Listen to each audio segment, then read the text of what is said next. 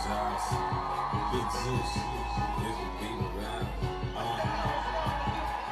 Big Zeus, pull up to the gate at 1600 on the map. Yeah, supposed to be the people's house. I make it like a trap. Marble floors and chandeliers, I'm balling through the ball. Power through the people, yeah, I gotta make that call. Trapping for the team, red and white and blue, that's me. Voices on the block, I'm breaking through, I got the keys. I'm in the lobby, yeah, I'm moving like an OG. Posted in the Oval Office in the executive suite. Signing for the fam, yeah, you know my game strong. Freedom is the banner, and I got my chains on. Secret Service watching snipers sitting on the roof. Truth is hitting hard, I bury you inside the booth. Founding father vision, yeah, I'm flexing with this cash. Big pharma, big tech, turn these dreams to bags. I'm the voice of the hood, trying to come and storm the gates. Balance in my hand, but the system's overweight. They painted white, yeah, but the stains running deep. Promise they selling it, but you know it ain't coming cheap. Legends walk these rooms, Lincoln, MLK. Now it's photo ops, power plays all day. I'm trapping for the vote. Big Zeus, it's the people's house. Big Zeus, powers in the air. Big Zeus, yeah, we knocking on the door. Big Zeus, we wanna hear your song. Yeah, yeah. Who you think they asking for? They asking for that smoke. People on them players, yeah. Thank you. This is a joke. Take it back and write Good morning, ladies and gentlemen. got your soul. Building a portrait on the wall. They're staring at me like I'm cold. Greatest story ever told. I will never ever fold. I'm trapping out the west wind, doing deals all in the dark. Make your dreams come true. All I need is a spark. Good morning, Shay. Good morning, Rick. Who is on my line? Got the Constitution jumping. Yeah, you know I'm so divine. No stains on my kicks and the rally outside. Man, the gates is locked. This power never involved. Sitting for the block. Yeah, buses make them wanna fight. 1600, do it all day, all night. The people's house is a trap. Got the power, get it back. Money talk, loud, time to clap. Good morning, ladies and gentlemen. Keys, that's a fact. It's a rap. Get back in the people's house. Powers in the air. Yeah. People's house. We knocking on your door. It's the people's house. We wanna hear it so. All right, ladies and gentlemen, let's get started with this show this morning. We don't got all day to do what we came here to do. I feel like I'm stuck in a cycle. It's like I'm stuck in time. It's like a curse. Let's go. I can't stop it. It's like deja vu. It's deja vu when I'm running up the Good morning, ladies and gentlemen. I'll be back. Nice to see all of you. Happy Wednesday, let's go. I'm on top of my game, ahead of the class. You can tell that I made it. Look at my grass, cars in the garage, a tanks full of gas. I play the game, so morning. I won't finish last. Sitting in my living room, screaming how we made it. This is how it's supposed to happen when you're rich and famous. Hey, the algorithm turned me to a maniac. I guess we going viral cause my zodiac. What was on my spreadsheet? Engineer fucking is my plastic. And if they use my ex, that mean they left me. They don't give me puns if they text me. I say it with my chest cause I mean it. Got a lot of confidence and I'm conceited. Call me the master with a new whip. All right, everyone. I'ma take Let's do it together. Here's our favorite part. I'm gone into Zeus's last Lies. realistic. Here's the favorite part. Shit was Brian. radical. Okay. It was horrible. Okay. I'm like, you've gone, Zeus has gone Snuggles. way off the rails. That's what they say, off the rails, right? Really. It's like deja vu. Me off the It's rails? like deja vu. You haven't seen anything yet, seriously. It's like deja vu. All right, ladies and gentlemen, welcome to the show. Good morning. Once again, we are back in the Thunderdome. I'm your host. I'm your pilot, and you know, once again, while we're all gathered here, we have to do the wonderful work we've been doing to save this great country of ours from the evil clutches of Donald J. Trump and his legion of MAGA demons, who we all understand are hell-bent on destroying. It was a really great country at one point. It was on the verge of trying to live up to its promises until Donald Trump came down that golden escalator and just unleashed all kinds of nastiness, so to speak, on this country. And so what we do is we hold Donald Trump and his legion of demons accountable for all the things that they have done, but they're too afraid to admit they've done it in front of us. But we already can go and look it up ourselves. We have so many tools available to us, especially in the modern day and age. You know, with internet and AI, you can go look up all this stuff. Even though they like to say, "Oh, Zeus, why don't you show a picture of this, show a picture of that?" If I give it to you and I say it to you, it's on you to go look this stuff up and be intelligent for once, right? And so what I'll say is this.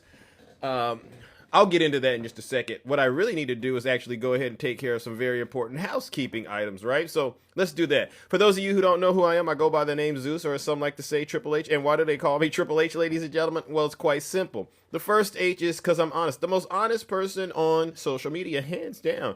All right, the second H, it's because I'm humble. Listen, if I get it wrong, all of you know this, I'll be the first to apologize, because I don't think apologizing is a sign of weakness. I actually understand it is a sign of strength, all right? And then the last and most important H out of all of them, it really is because I am and will always remain, you've guessed it, the most handsome.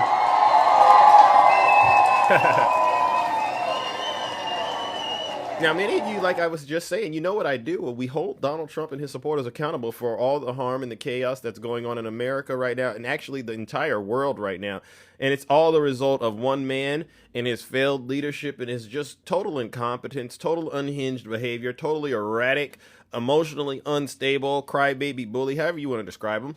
And so I know when I start doing what I do, a lot of the voters that support Donald Trump, even some still, I don't know how you do, they get very upset with me. And then they don't want to tell the truth. They start crying and stuff like that. So I'll say this. Do I have any Trump supporters out there right now? Anybody out there still supporting Donald Trump? Go ahead and identify yourselves. Not everyone except Tiny Tank Top Tim Tom. All right? Because I really do believe there's a lot more going on with him than everyone else. But anyone else out there still supporting Donald Trump, go ahead and identify yourselves in the comment section. Because what I'll do is I'll give you an offer of a lifetime. All right? If you don't want to hear me hurting your feelings, leave this show right now, because it's going to get very, very, very uncomfortable. Yeah, I did school Dame W. Zeus. It's going to get very, very uncomfortable for you. And DJ, yeah. All right, it's going to get so uncomfortable for you. I promise you it will. But get this, you don't got to take my word for it. Listen to your leader. If you're not happy here, then you can leave. As far as I'm concerned, if you hate our country, if you're not happy here, you can leave. If you're not happy in the U.S., if you're complaining all the time, very simply, you can leave. You can leave right now. Come back if you want. Don't come back. It's okay too. But if you're not happy, you can leave. All right, and with that, ladies and gentlemen, the doors to the Thunderdome, they've officially closed. I take no responsibility of the feelings, the sensitive feelings out here, especially the fragile MAGA males out there. It's sad. It's so sad. I went and checked in with Brother Dame yesterday, and it's just sad. I used to just think it was the white men that support Donald Trump that they're fragile, but I'm starting to understand it's actually spreading. All right, it's spreading. Almost most of the MAGA men out there, they're very fragile, and they just want to be coddled, and they want somebody to console them and do all that stuff, give them some Similac. I'm not giving that out, and so what I say is grow up and listen to what I got to say, all right? And then to the women out there, I'm so disappointed out in a lot of the MAGA women. Y'all continue to lie to these men and tell them things that are so crazy. They actually tell these men on the right, the conservative women, you know what they say? Oh, you're so strong. This is what they tell the MAGA men. Oh, you're so strong.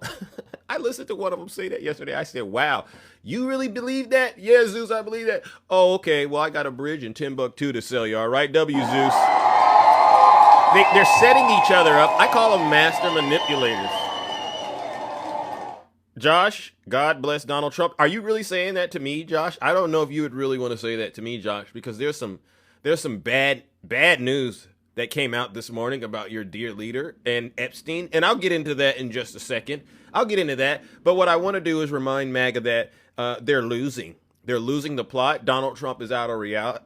He's out of touch with reality. And I got evidence of this. So I'm going to read something from Ann Vandersteel. This is a Trump voter out there. And, you know, she's at a loss for words, but she found some words yesterday to express her frustration with Donald Trump, her dear leader.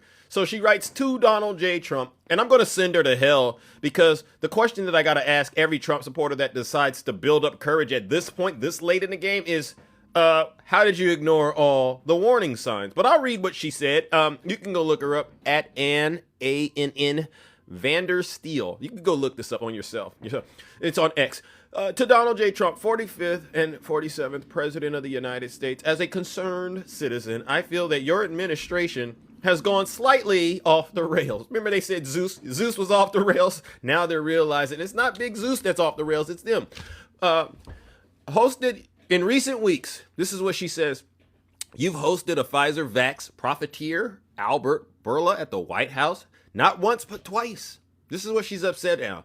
Made landmark rug pricing deals that reeks of big pharma, backroom handshakes, flooded airways with Ozempic ads after you outrageously gave Novo Nordisk and Eli Lilly billions in taxpayer cash to keep Americans hooked on fat drugs, all while feeding them junk nutrition, and all under Dr. Oz's hypocritical gaze. This is what a Trump voter is saying to Donald Trump on X.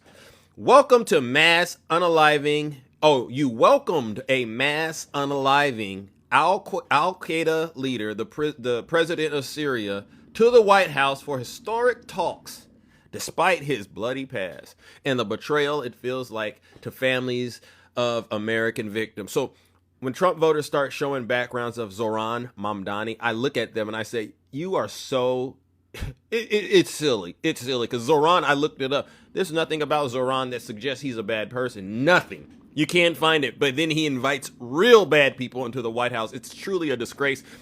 She goes on to say, floated a 50-year mortgage plan to fix housing affordability, stretching debt till retirement age, saddling young families with lifetime payments and more interest to banks, effectively unaliving the American dream. Yeah, I tried to tell her this was going to happen. She should have voted for Kamala Harris, right? Slapped a $100,000 fee on H-1B visas to protect Americans, then caved to big tech lawsuits and exemptions, flooding jobs with cheap foreign labor, crushing wages, and betraying, quote, America first. And let's not forget, Tina Peters is still in prison. The Oath Keepers and the Proud Boys are still in prison, still not pardoned. President Trump, something has gone horribly wrong in the Oval. You're not draining the swamp, Mr. President. You're restocking it. That's what she said. POTUS 47, this is your wake-up call for 77 million voters. Get back to fighting for us, or the elites will win again. Patriotically yours, Ann Vandersteel. This is a Trump voter. Ann Vandersteel. Does anyone feel sorry? United States government. Does anybody Most powerful. Does anybody feel sorry? Does anybody feel sorry for Ann Vandersteel out there? Because this is an example, ladies and gentlemen, of what I've been saying. Every Trump supporter, you will be destroyed by your dear leader. You will be destroyed at his hands at a certain point in this administration. Look at the audience. W to the chat. All right. I'll read another one. And these are all over X, ladies and gentlemen.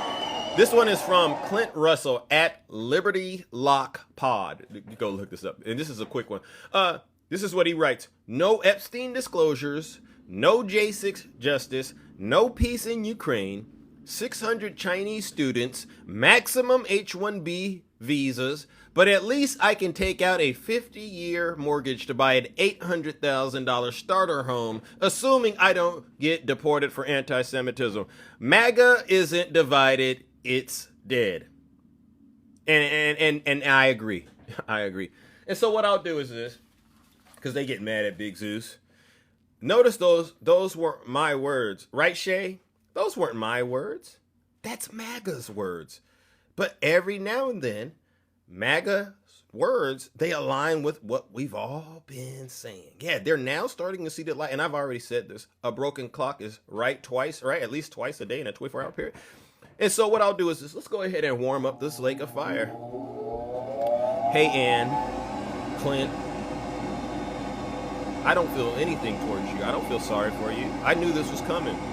And the easiest way I knew it was coming is because everything you claim you've represented, it's all turned out to be a lie.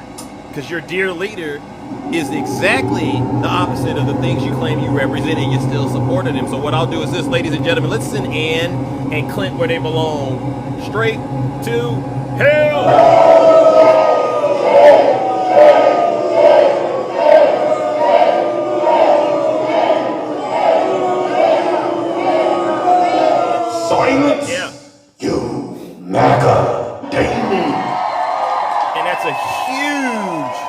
huge W, Zeus. The next thing I'll do is we'll let my good friend Lawrence O'Donnell remind MAGA just what Donald Trump thinks of them. And this won't take long, but it goes right in line. You know, I play this clip.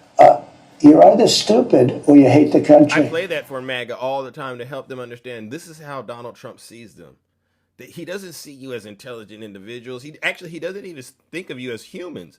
And so what we'll do is we'll get this on the record. And I'm so glad Lawrence O'Donnell, he pointed this out. I hope MAGA is listening up. Donald Trump, who is facing the disapproval of 54% of Americans, continues his politically losing ways by saying something that could get that disapproval number up, something that no president in history has ever said.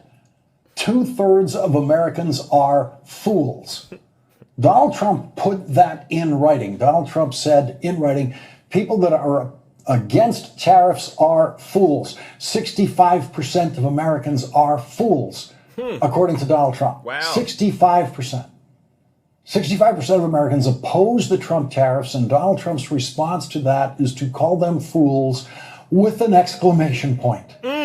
65% of the country knows that Donald Trump's tariffs are causing inflation, causing them higher costs that they're facing. 65% know that the Trump tariffs are economically hurting them. Yeah. And Donald Trump calls them fools and then says he wants to send them all a check for $2,000 to compensate for the economic harm that his tariffs have caused those people. The Wall Street Journal editorial board responded to that idea saying, quote, if tariffs are a free economic lunch and their benefits abound, why offer a rebate? Donald Trump is the most inconsistent, incoherent, ignorant federal elected official in history on the subject of tariffs. And I agree. And I agree, Lawrence O'Donnell.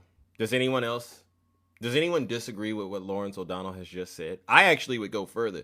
He would be based on all the information I've came across, the most corrupt and ignorant individual that ever made it into a leadership position in human history. And I gotta say this, he does deserve a Guinness Book of World Record kind of recognition. And I'll say this because he actually did something incredible despite that. He found a bunch of folks. You know what they call these people, ladies and gentlemen? You want to know what they call these people? I saw this. This is a perfect way to describe them. WVIP, thank you. Thank you. You want to know what the perfect way to describe? He found, you know what those are? Those are bootlickers. This is MAGA right there. On top of Donald Trump being the most corrupt and ignorant leader human history has ever had a record of seeing, he's managed to run a successful operation. And we all know he's gone bankrupt multiple times, but the operation of this bootlicking operation that he's running, out of this world. I've never seen him be successful at anything other than this. And look at how they get on their knees and they lay on their bellies for Donald Trump to lick those boots. And so what I'll do is this, and I know they're in here screen recording me. You know what they do? I don't want to go into Zeus's live. I don't want to get steamrolled. I don't want to get cooked. I don't want to get sent straight to hell. What I'm doing to you isn't even as bad as what Donald Trump is doing to you. Don't be afraid of what I'm doing. You should be afraid of doing this. But see, this is the manipulation. This is the master manipulation at work. And so what I'll do is this. For all you bootlickers out there, got your tongues out, licking Donald Trump's whatever, the boots, I think this guy goes a lot further than the boot. He goes straight to the diaper, the other boot, the booty, so to speak, right? So what I'll do is this. Let's warm up this lake of fire. And I see them right there in the comment section, right there. Look at these bootlickers, ladies and gentlemen. They have no words because they know they got to eat crow. Join me in sending each bootlicker Trump supporter where they belong, along with their dear leader. Where's Zeus? Where are you sending them? Straight to hell!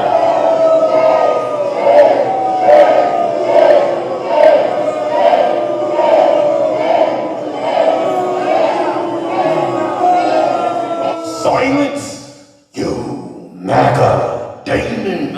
And again, I used to have a heart for MAGA. Now I don't have a heart anymore. It's when I talk to them, especially over here on this side of town, on this side of TikTok, I get straight down to business. I don't want to see another weak grown man crying out and lashing out and being unable to answer very, very simple questions. This is where America is at right now. MAGA has truly convinced themselves that being blind and ignorant by choice, because they're choosing to be this way, is actually a come up. It's actually a sign of strength. No, it's not. It's a serious. This is worse to me, honestly. C-19 was bad. But what we got going on in America with MAGA, this takes the cake, ladies and gentlemen. These people are volunteering to basically become bootlickers, have their lives torn apart and totally destroyed.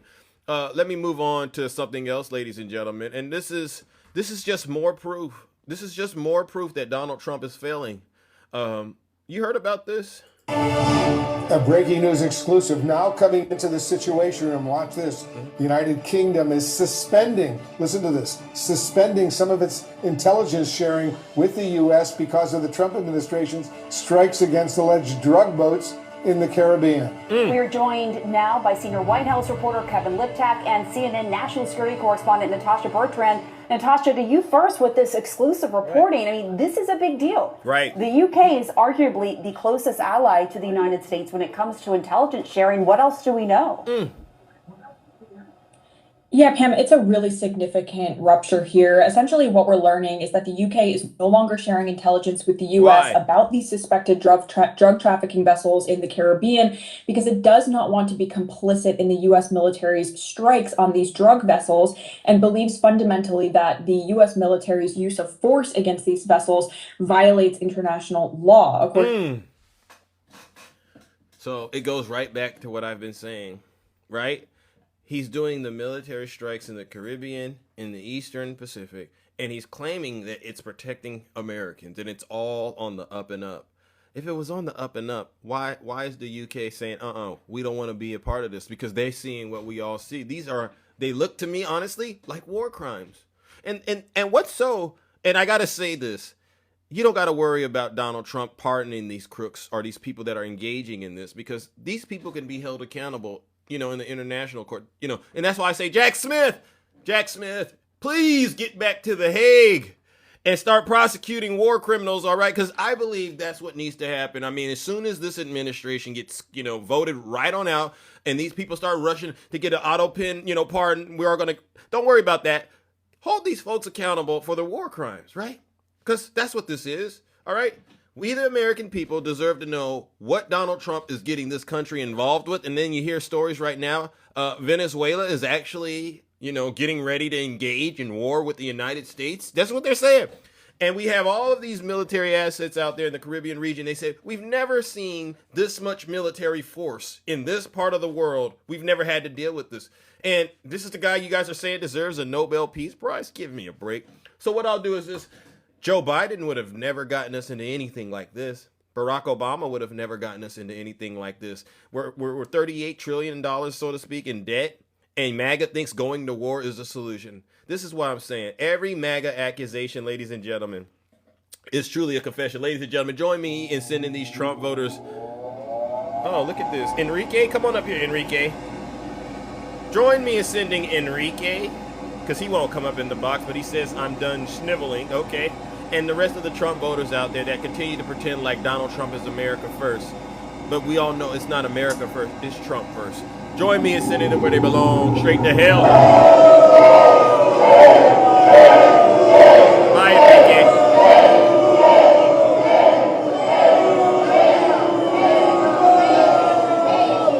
Silence, you MAGA W, Zeus.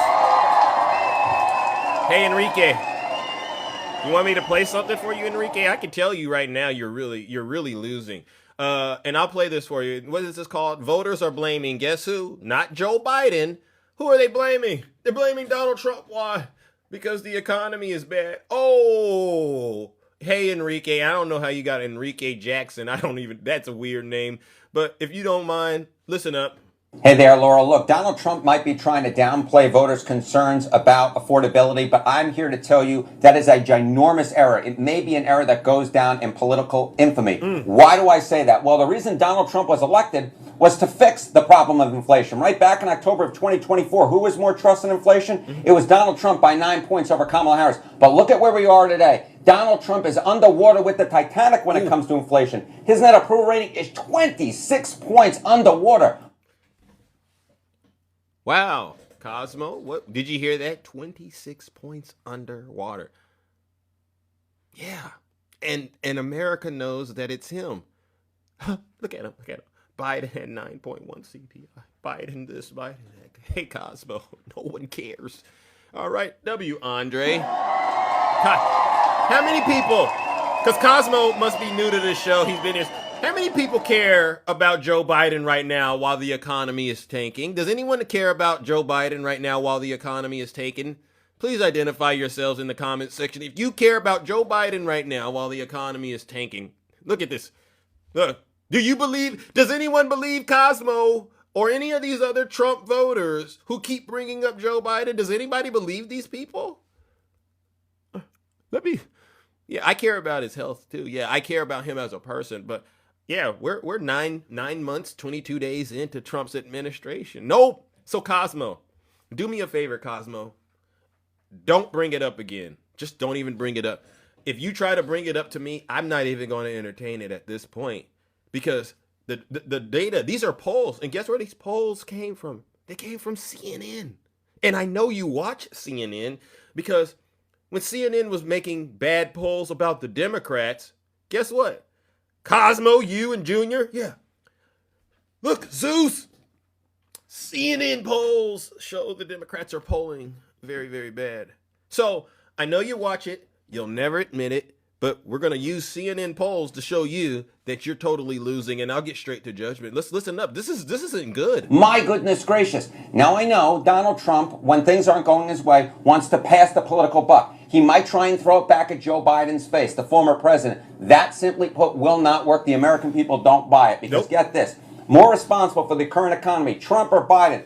We're talking 54%. The clear majority of voters say Donald Trump's more responsible for the current economy than just 21% who say Joe Biden. I will note I've seen this in poll after poll after poll. More folks saying Trump is responsible than Biden. Now, of course, it's one thing if voters don't like the state of the economy, but it's another thing when they don't think that Donald Trump actually gives a hoot. And we see that in the polling because take a look here. Trump attention to lowering costs. Not enough. We're talking about 3 in 4 Americans, 75% overall, who say Trump's not paying enough attention to lowering costs.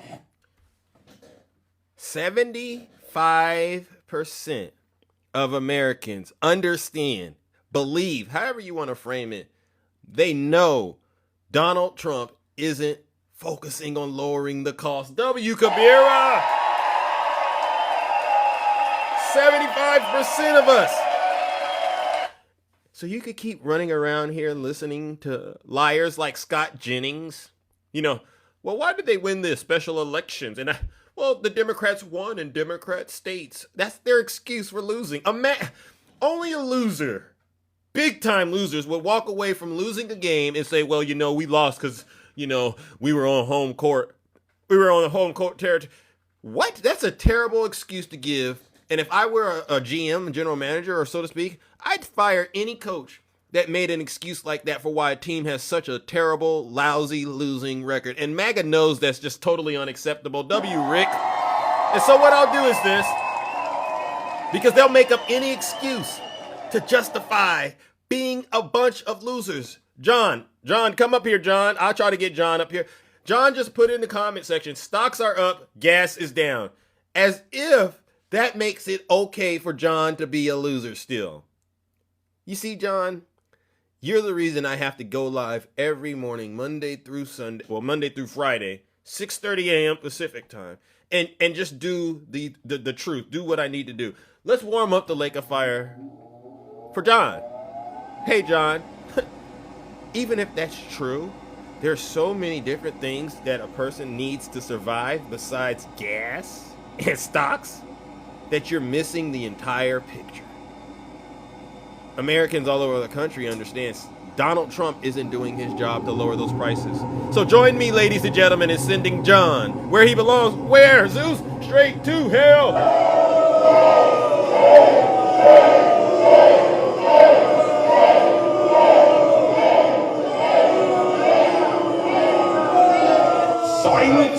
Hey, John, let me go ahead and remind you. Let me remind you of something, John. All right, this is what got you guys into this mess. When Donald Trump was running to be, the leader again, right? He was running from those criminal cases. He said a lot of things, but one thing he said that I'll never, ever let go is this. I will cut the price of energy and electricity in half. Ready? 12 months from January 20th, to take office on January 20th, your electric bill, including cars, air conditioners, heating, everything, your total electric bill will be 50% less. We're going to cut it in half. And we have it. We have the power to do it because we have it. We don't need ships. We don't need long train. We have everything. We're going to have to build some pipelines because we can't transport it. But that's easy to do, and that's safer than trains. But we're going to get this done, and you're going to have, within 1 year, think of it, within 1 year, you're going to have electric bills and energy bills, and your gasoline for your car is going to be 50% cheaper than it is right now. That's a big thing. That's a big thing. Even the gasoline was supposed to be 50% cheaper. John, you're up here bragging, and I see Cosmo out there going, it hasn't been 12 months. It's pretty much 10 months. He has 2 months. He has 2 months to pull this off, MAGA. And this is the guy that just got the longest record for shutting down the government. You think he could come off of a government shutdown and then turn around and get your gas and your utility bills down 50% from where it was with Joe Biden? They write yes. Wow. It just goes to show you, ladies and gentlemen, that we are literally, we're in an upside down world right now. But you know what? It shows like this that'll help get us out. Everything is up. You're right. Now, there's a couple of more things that I need to address, and then we'll open up the box. And I want to say this: if you're a Trump voter, don't be afraid to send a guest request up on my show. All right, I try to hear you out, but you might want to be afraid if you start lying on this show. All right, so get the courage, go get the information that you believe will change to what I'm saying. And, if there's something I got wrong, I will more than willing to hear it out. But go get that information and be prepared to convince the American people that for instance, one of the things I would love a Trump voter to do is to convince us that the economy is really doing great. All right, if you got information that proves that the economy is doing great, I would love for you to come up here and share that out with us. All right, and that's another huge W, Zeus.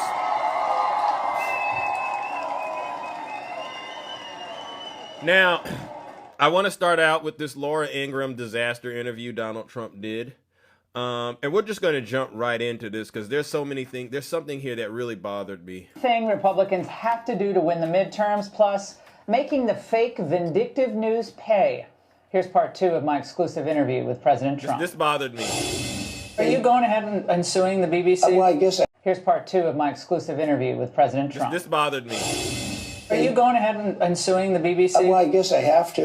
Why not? Because they defrauded the public, and they've admitted it, and they're top echelon. Director General and the CEO This both is resigned. within one of our great allies. This is supposedly our great ally. BBC, the government has a chunk of that one, I guess. But that's a pretty sad event. They actually changed my January 6th speech, which was a beautiful speech, which was a very calming speech.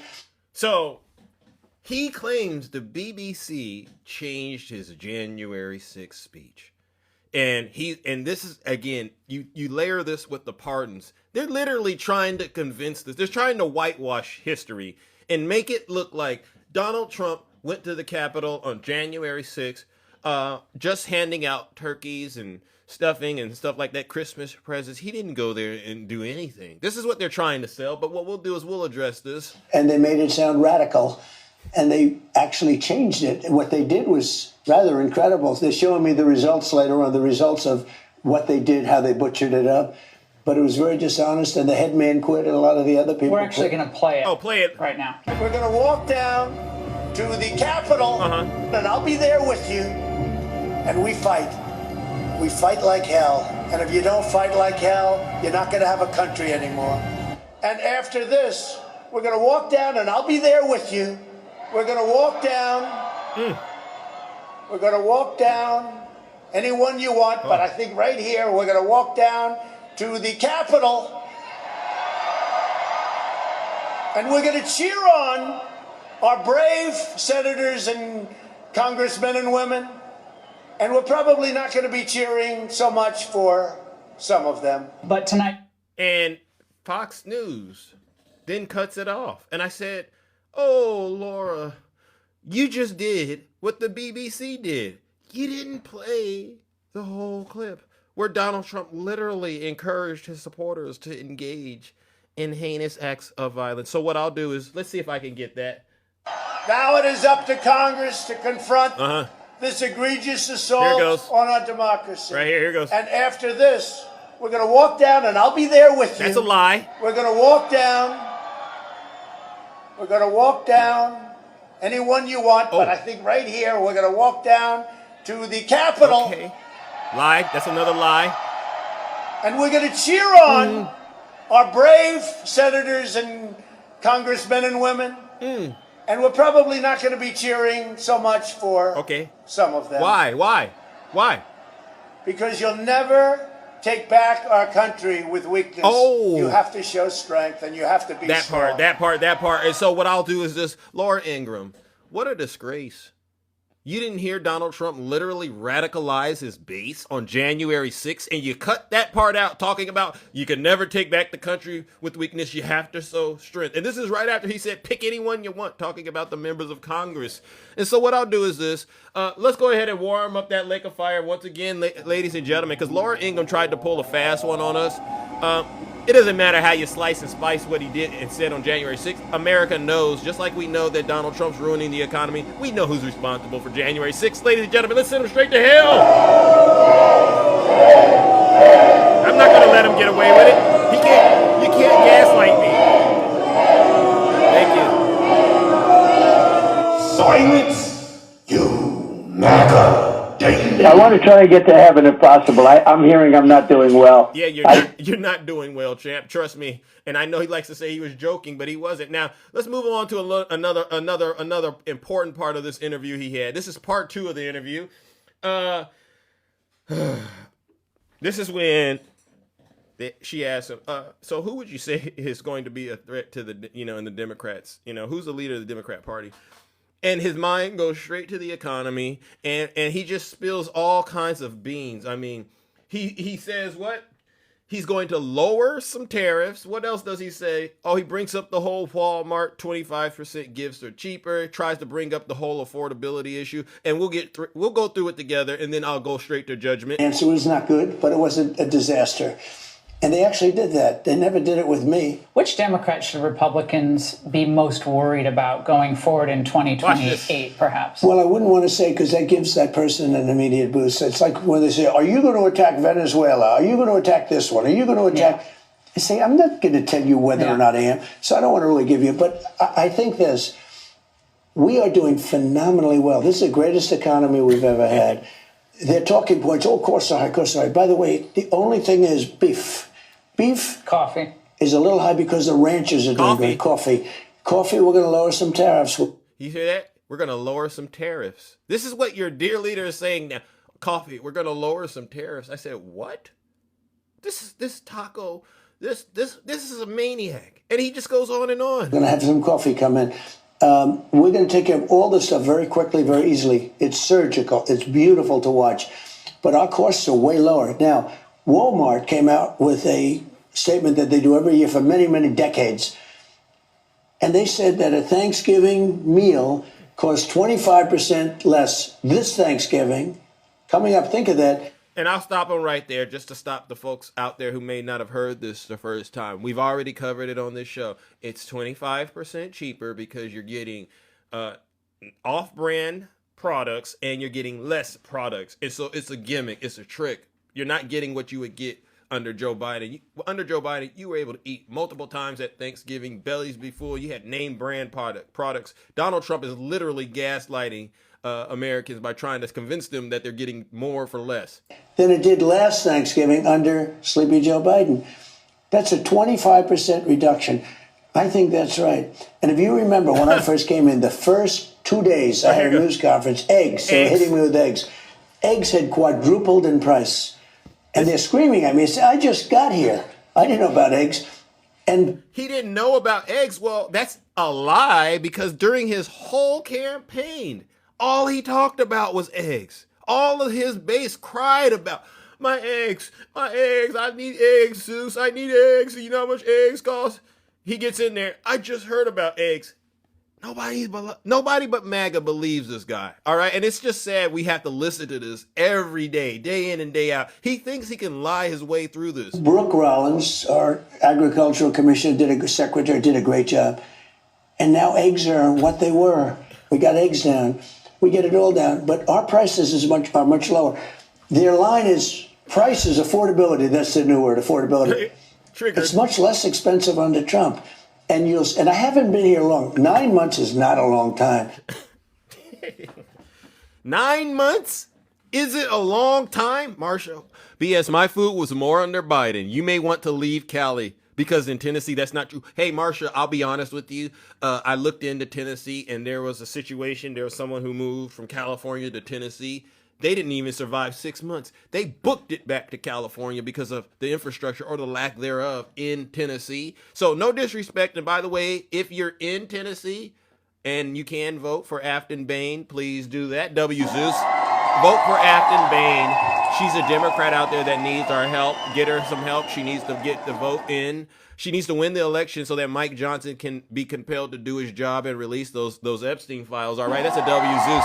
So, and I'll leave that alone. I don't want to say anything negative about the wonderful state of Tennessee at this point, other than please, and it's not negative, but vote for Afton Bain in the lovely state of Tennessee. And Marsha, if you got evidence to prove that your groceries are cheaper, I would be more than willing to let you come up here and show the American people that, all right? Because 75% of Americans I just showed you on the poll, we're not buying it. We're not buying it, all right? And so let's listen to Donald Trump get triggered about the word affordability.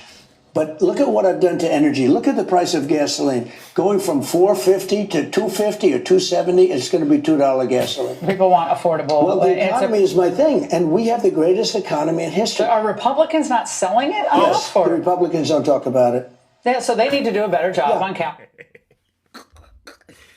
He said Republicans aren't talking about it. Well, that's so interesting. And this is the issue. This is the issue. This is the scandal, MAGA. Why aren't Republicans talking about how wonderful the economy is? I just read the answers to you a few moments ago at the beginning of the show. A lot of MAGA Republicans, they still think they're 77 million strong. There's deranged Trump voters out here who still believe they're 77 million strong, like they were the night Donald Trump won the election. And I'm like sitting here going, a sucker is born every day, all right? And a lot of you ain't nothing but a new lick, W. Zeus. You ain't nothing but a new lick. Well, the Democrats give false talk, and the Republicans, and I say it all the time, Republicans have to talk about the fact that prices are down. The Walmart thing is very important. When Walmart says a Thanksgiving meal costs 25% less under Trump than under Biden, to me, that's better than... So Republicans need to spend more time talking about how great the country is and less time complaining about the Democrats? We have potentially the greatest economy in the history of our country. We have, again, Biden did in just a short period of time. Biden couldn't raise anything. No investment. I think investment went out of our country. I'm now at almost $18 trillion in 9 months. Okay, I got to stop this because now we got to get ready for the next part of what Donald Trump said. And honestly, this might be one of the rare times that I have to say I agree with Donald Trump. All right. And I agree because Donald Trump says things that I agree with. For instance, when he was talking about his supporters and he said this. You're either stupid or you hate the country. Right. Remember he said that about his supporters? I actually agree with Donald Trump. A lot of you probably agree with him. How many people agree with Donald Trump when he says this about his supporters? You're either stupid or you hate the country. Right is right, W. Zeus. Right? I mean, a broken clock is right twice a day.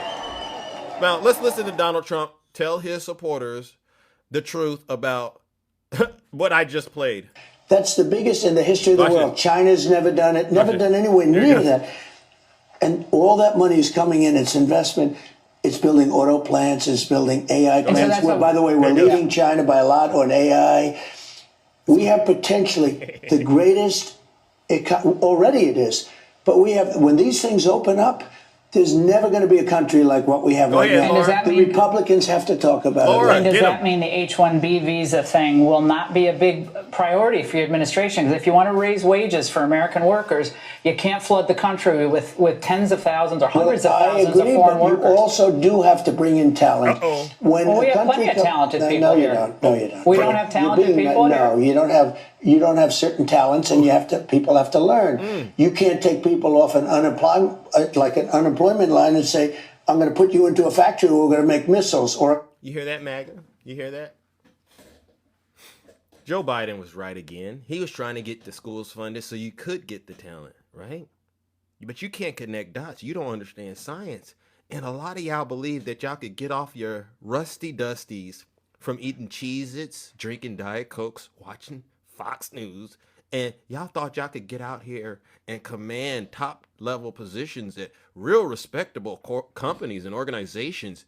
Yeah, you thought you were you thought you could literally get off of your rusty dusty, living that lifestyle, and walk into a bag. A bag. Well, Zeus, what do you mean bag? Oh, you thought you could walk into a situation, walk in there and you meet with the hiring manager. Oh, what have you been doing the past 5 years? I've been watching Fox News. I'm a Trump supporter. You know, you wear your red hat. I need this job that pays over $100,000, over $170,000 because make America great again. Donald Trump just made it clear. You don't have talent. I don't know what other way to put it, but that should send chills down every single one of your spine right now. That Donald Trump, he's aware of that. And you got to understand how he became aware of that. Because maybe at one point in time, he did think y'all could do that. But I'm pretty sure folks like Elon Musk, Bill Gates, you know who these people are, leader of Google and stuff like that. No, Donald Trump. Those folks do not have talent. And what you're suggesting, it'll send us to the bottom of the barrel if we are hiring these lazy, Cheez-It-filled, Diet Coke drinking demons that worship you, these bootlickers. So no. And you better allow us to bring these H-1B visa holders into the country. And you better let us continue to educate them in those schools. Well, what about my supporters? We don't care about them. As far as we're concerned, they're useless because all they do is give you money and then, turn around and cry and complain. All right, fair enough. And Donald Trump shook their hand and says, you know what, more H-1B visas. And yes, you can keep doing what you've been doing. I'll go tell my supporters what you just said. What is that? You want me to tell them they don't have any talent? Yes. MAGA, let me remind you what your dear leader just said. Y'all don't have any talent. So, ladies and gentlemen, let's warm up this lake of fire once again. And this is for all the talentless Trump supporters out there, poorly educated. Attacking knows this, right? Didn't Donald Trump say he loves the poorly educated? Yeah. All right. Well, ladies and gentlemen, join me in sending these poorly educated bootlickers of Donald Trump where they belong. Don't do it, Zeus. You've done it so much already. No, I'm going to do it. Where? Straight to hell.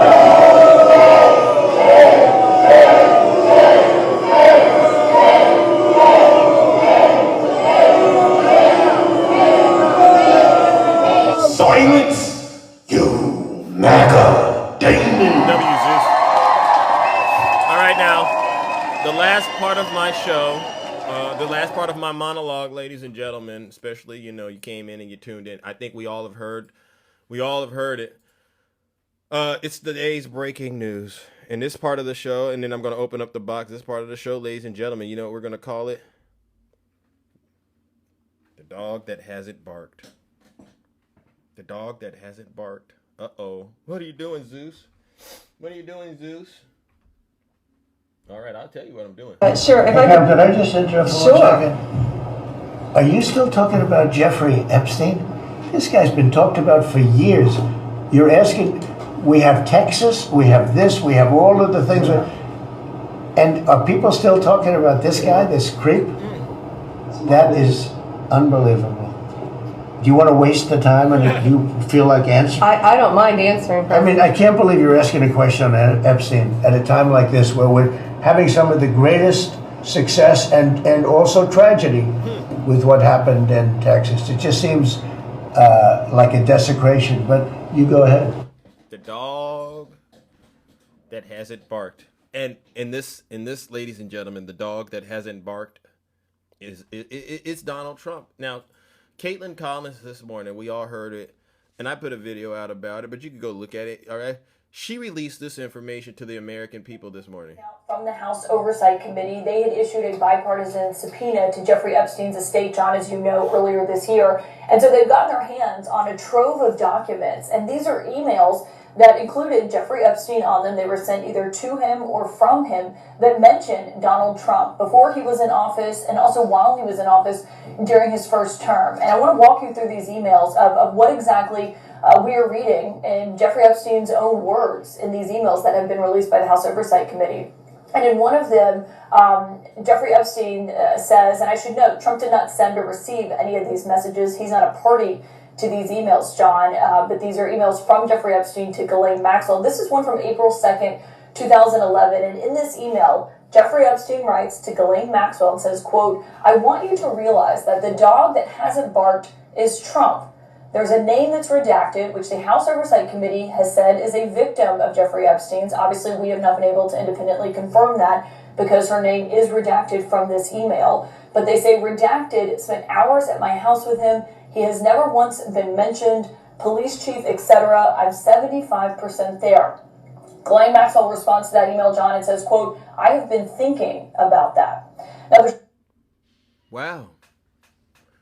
What was Donald Trump what was he doing spending hours with a victim of Jeffrey Epstein? A dog that hasn't barked.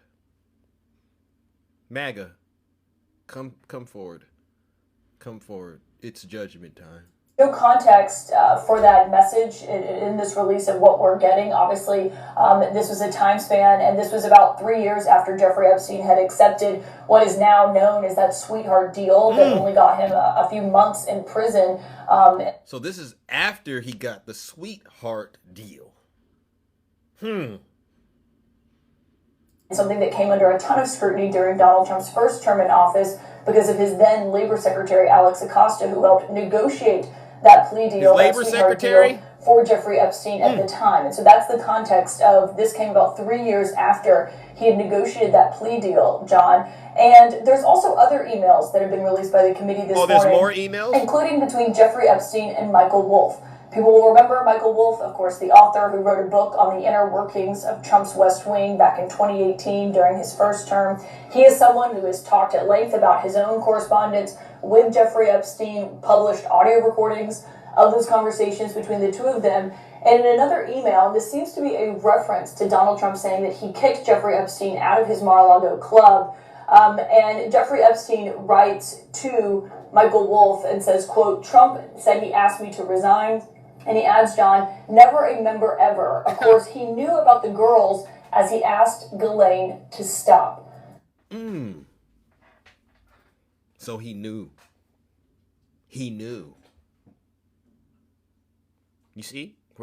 Where remember a couple of days ago, I had the Russian Bears literally commit an assault on me on TikTok. They came in and they just totally defended Donald Trump. He didn't know he did. Now look at him. Where are the Russian Bears? Oh, Kimmy, go get the Russian Bears. Because it's time. It's Judgment Day, Kimmy. Go get the Russian Bears. Tell them Big Zeus needs to discuss something very important with them. All right? Go get them, please. Because I'm very upset. And there's more, Kimmy. Now, again, we don't have the context of this email, but, John, that comes as in recent months, we've heard President Trump himself and the White House say that Jeffrey Epstein was kicked out of Mar-a-Lago for being a creep, and Trump himself told reporters on Air Force One that he was trying to poach women, he and Ghislaine Maxwell, from the Mar-a-Lago spa, and that was why they had such a falling out.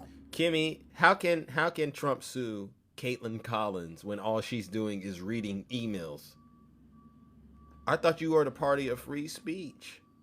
And why he ultimately asked I'm going to do something that you probably don't like, Kimmy. I'm going to hit play. Jeffrey Epstein to leave the Mar-a-Lago club. Now, there's also a third email in here, John, and this is, again, in regards to Jeffrey Epstein and Michael Wolff. And Michael Wolff emails Jeffrey Epstein, and this is back in December 15th, 2015, so the height of the 2016 campaign, just to put that in perspective. So now this is going back to the 2016 campaign. You mean to tell me, in addition to the Russia hoax, in addition to the tape that was released, you know, when he says, when you're a star, they let you do it, just grab them by the pee. In addition to the Stormy Daniels stuff, you got this that was also lurking in the shadows? For you, and it was the day of a CNN Republican primary debate. And Michael Wolff says, quote, "I hear that CNN is planning to ask Trump tonight about his relationship with you, either on air or in a scrum afterwards." And Epstein wrote, "If we were able to craft an answer for him, what do you think it should be?" Michael Wolff responded at length, John, I'll summarize it, but he said in regards to Trump, "I think you should let him hang himself. If he says he hasn't been on the plane or to the House, then that gives you a valuable PR and political currency." He hasn't been on the plane or to the House? What is all of this jargon, MAGA? Remember, you got all this information about everybody that's been at the house and the plane, but you never brought this up to Big Zeus. Go get him. Yeah, you want me to keep going, Kimmy? All right. You can hang him in a way that potentially generates a positive benefit for you, or if it really looks like he could win, you could save him generating a debt. Now, so Epstein had the ability, Epstein clearly had leverage over your dear leader, MAGA. And so this, yeah, you love this, all right, you love this, all right, because this is especially for you, Kimmy, the dog that hasn't barked. I'm going to go ahead because we're going to get straight to judgment. And I got a little message for Donald J. Trump and his supporters out here. For far too long, Donald Trump has embodied the proverbial dog that hasn't barked, all right? And a lot of people don't know this. I didn't either, but the dog that hasn't barked, it's a idiomatic expression derived from, you know, the Sherlock Holmes story, Silver Blaze, where the detective notes the significance of a watchdog that did not bark during a crime. So I'm demanding that Donald Trump start barking, in other words, all right? So he's remained silent amid this mounting evidence that suggests a deeper familiarity with Epstein's illicit activities than he has publicly acknowledged. This silence is not mere oversight. It's a deliberate veil, one that obscures the truth the American people deserve to know. And I demand here now that Donald Trump bark immediately. W Zeus for that. W Zeus. Start barking. And that he break this veil of resistance and disclose fully, without reservation, the extent of his knowledge and interactions. Cease the covering, Donald Trump, and end the obfuscation that erodes public trust and perpetuates injustice. Furthermore, I got to do it. I'm going to condemn Donald J. Trump because of his repeated assertions of innocence and detachment from the Epstein operations. You know, you got to call it an operation at this point. And Donald Trump was knee deep, he was neck deep in it. These claims include his denial of any substantive involvement or awareness, and they stand in stark contrast to the documented correspondence that implies otherwise. You know, these emails tell the truth. Such misrepresentations are not only misleading, but they constitute real, true betrayal of the transparency that we all expected him to give us when he promised, and Pam Bondi did too. She said they were sitting on his desk to release the Epstein files. So yes, ladies and gentlemen, it is now time for Donald J. Trump to start barking, because without him barking, you're only left to, you have to wonder, what is he hiding? What is he afraid to say that's so bad that he's willing to cover up for this ring of P3DOs? I don't know what it is, but what I'll do is this, ladies and gentlemen, let's warm up the lake of fire. Hey, Kimmy, I hope you got the Bears, because it's Judgment Day. Ladies and gentlemen, join me in joining these so-called Christians out here who still support Donald Trump, despite the fact that today we found emails that Epstein wrote between him and Ghislaine Maxwell. Both were convicted, that had a scenario that happened in there where Donald Trump was alone with a victim for hours. Join me in sending them straight to hell.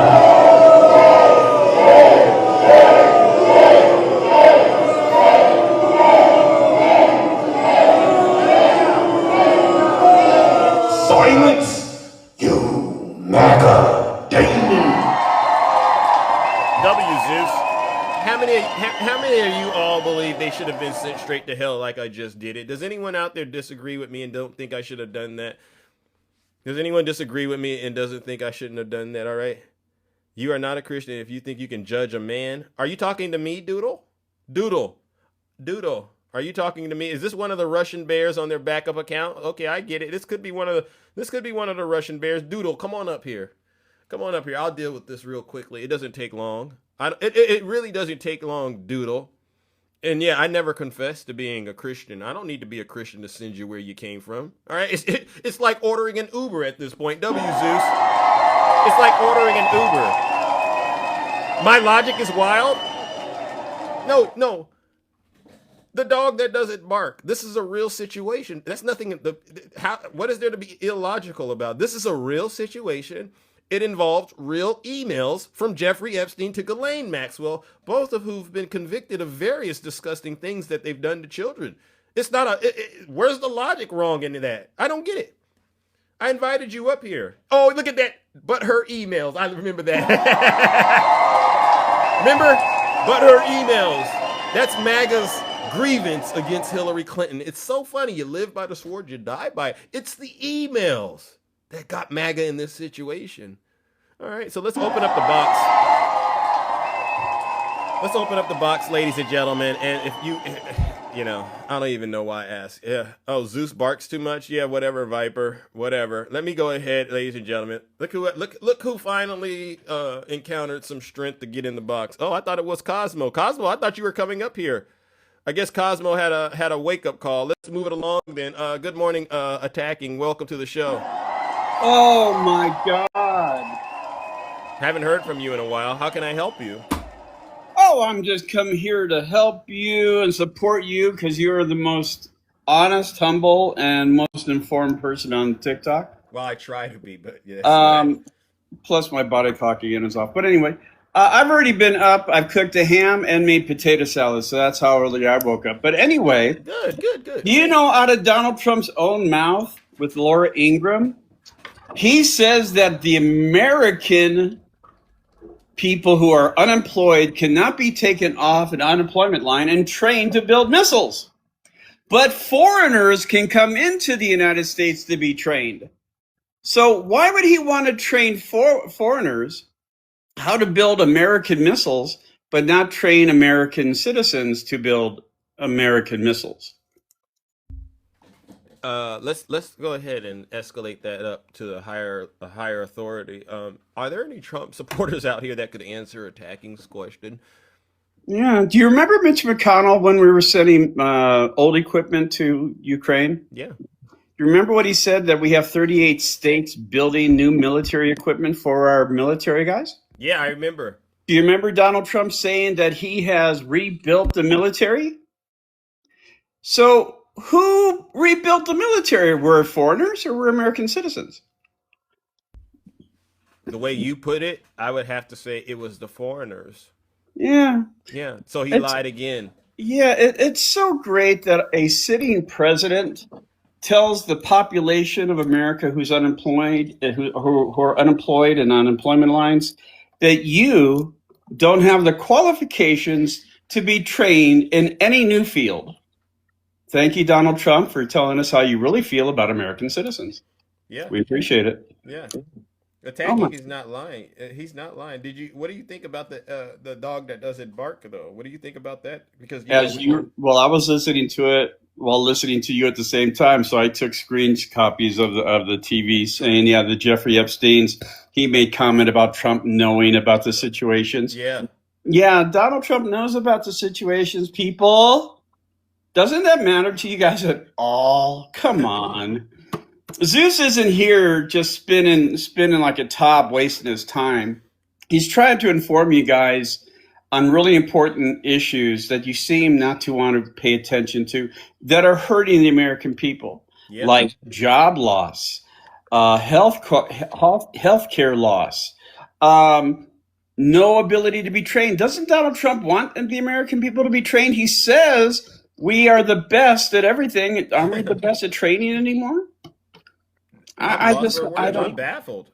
But you're totally right. And again, I'm looking for somebody to at least get up here from the cult and push back on the narrative or the information we're sharing out. And if you've noticed, it's happening across TikTok, across the internet.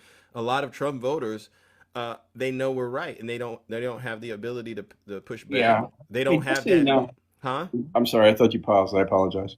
No, I mean, do you hear them talking about the mandate anymore? No. By the way, just so you know, Mm-hmm.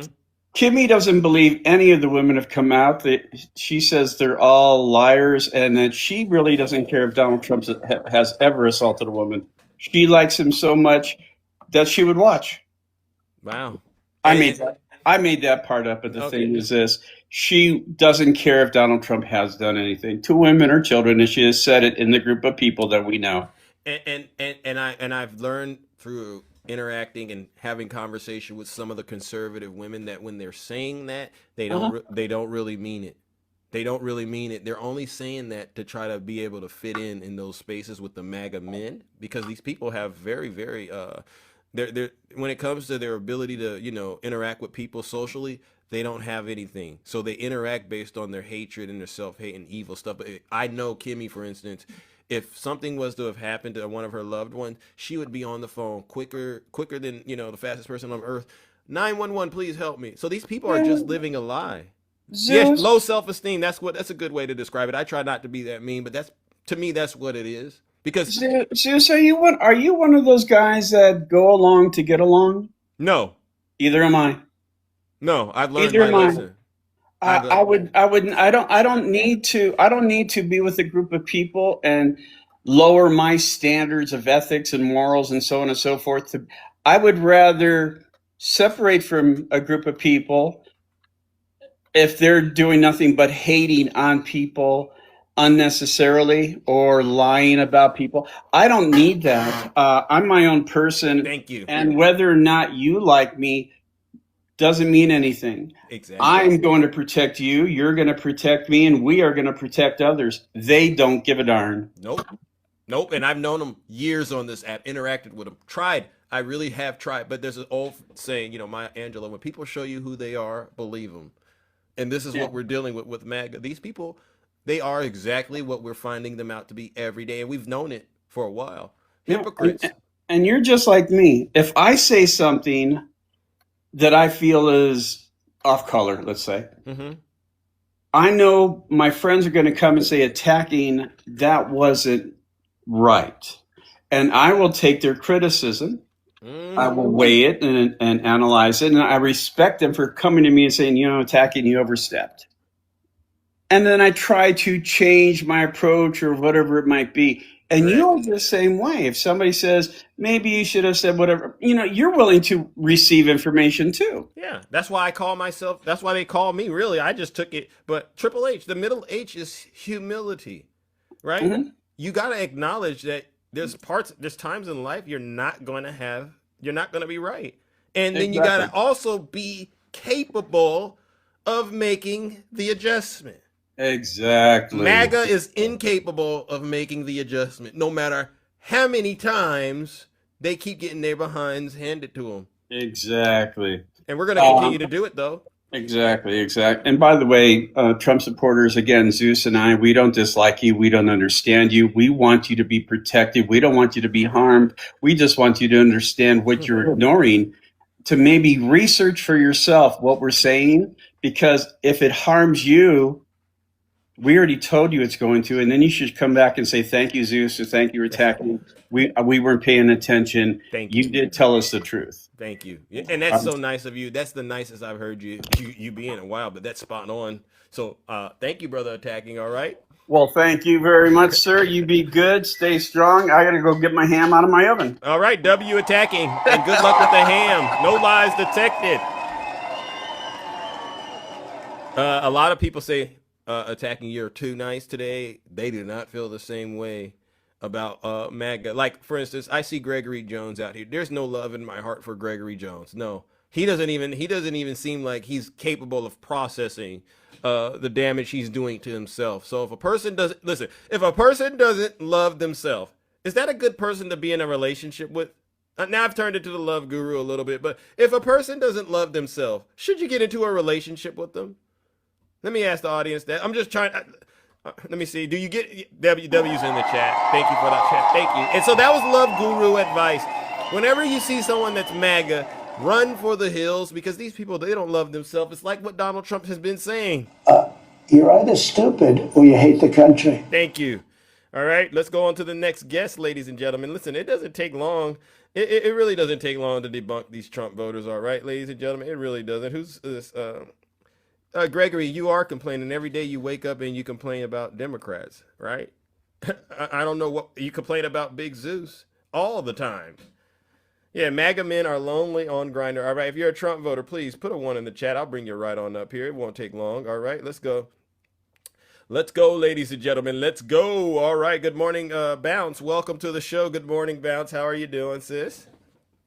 Hey, good morning. Hey, How good are morning. you? I'm doing all right. Just another day in the kingdom, tending to the affairs as usual. It was nice yesterday. You showed up in Brother Dame's live, and you gave him a piece of your mind. All right, and then he dropped you. Is there anything? Is that what you wanted to address, or is this? You want to address something else? No, I wanted to address that and something else. Okay. For me, I just want you to know that when I first came on TikTok, I was in Dame's live. And I didn't know. I thought he was about his community, is what I thought. And he talked about how he gave back. And I guess I must have been up in the wrong live because after I listened and then I listened to the rest of the people that were in his live, they attacked me. They all attacked me. He didn't stand up for me. Wow. None. Not at all. So I don't like him and I never will. I have no respect for him. He has no respect for black women. He allows white women to come up in his panel and he never corrects them. And I've watched in his panel before I've even come up. So that is why I said what I said to him. And I don't need him to check me. I don't need him to think that a woman's place is in the kitchen, because that is not a woman's place to be in the kitchen. A woman's place is to be wherever it is that she is needed, as far as I'm concerned. In the workplace, leading this country if necessary, all of those things. Because right now, women are smarter than the man that's behind you. Amen. Do you hear of any women that have essayed young boys like this administration? Not at this level. Not at this level. Not at this level. This Exactly. yeah. I get where you're coming from. And so and then they want to bring Christianity into the forefront. You can't be a Christian and then hate people's choices when all the people that claim they're Christians are getting arrested for essaying underage kids. All these leaders of these religious cults. Yeah. Every time you turn around, there's a new one getting arrested. Donald Trump's spiritual advisor, Robert Morris, Donald Trump's spiritual advisor. We saw his little hands in those handcuffs a few months ago. In those little hands, and it's so funny how they all have those little bitty hands. It says a lot about who they are. Those little bitty hands are the nastiest hands to ever be birthed on a man, as far as I'm concerned. Bounce. She right. Now, on that part, I did not like how he allowed that woman to assault. Was it Ange? No, Ange, right? No, Shay. Shay. Yeah. Shay. Yes. What she said about Shay. Yeah. And they said bad things about me. They said a lot. I mean, I'm getting ready to get to that. Go ahead. Lay into it. That woman came up there and said all of us were a cult for you, and that we're the ones that make you relevant. Wow. And she tried to talk about how white women can talk about black men. Oh, that's what they said in the MAGA cult. That's what they said. Yeah. And then Dame did nothing but defend her. Wow. Brother, and see, I don't have to be nice to Dame. There's no law on earth that says I do. But I know one thing, Dame won't come to California and tell me that to my face. Oh no, we don't He need to go sure that will far not. now. We don't need to go that far. We don't need no more. They call that black on black crime. We don't need that. But I think he understands, Bounce. Honestly, how you feel. I didn't know you had, some history with him. I thought you just observed him. Yes. But it seems like you got a No, different no. perspective. You got a different perspective than me. But I really do hope, Dane, because I do look. I try to be mindful that this is a brother that needs help when I interact, and he knows it. He knows it, and that's why I think to a certain degree he looks up to Big Zeus. I hope he listens to this feedback because I'm one of these people, and I had to learn it over the years. All right, feedback is a gift if you treat it that way. So I hope he hears what you're saying. Exactly. You know what I mean, and uses Exactly. it to become a better leader in his spaces he's in, and stop falling for the okie doke because the okie doke he was Well, falling for. Go for it. Especially if he's talking about feeding the kid. Mm-hmm. And how the LGBT people don't have a right to exist. Oh. How men don't have a right to be who they are if they choose to be. That's their right. I have a daughter that is gay. Yeah. I could care less. My daughter is amazing and I love her. Thank you. My daughter is a six-digit girl. Hey. So they can't tell me nothing about that. Tell them. And then to you, my dear friend, I want to thank you for coming to my rescue. I appreciate it. You defended me, and absolutely, I love that about you. Now, even though I say Nutty is handsome, and that's where you get you're into trouble. still the most handsome. And if I see you in the if I see you in a live by yourself, I'm gonna come support. Thank you. Y'all show Bounce some love because this is you support us. Now, on to the turd behind you.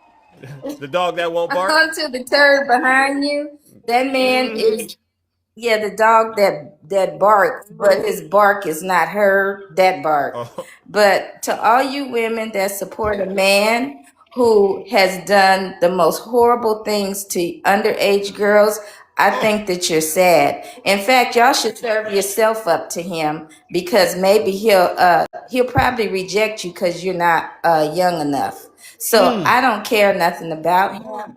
I care about the fact that people are suffering. I care about the fact that people need their EBT because you don't know reasons why people are on EBT. You just do not. And so the children that are suffering, the insurance everybody needs. Yep. The children, we're talking about people who have transplants. We have people who are waiting on the transplant list. Do you know they could be rejected because those are pre-existing illnesses and they don't have to give them their medication to keep them alive? That part.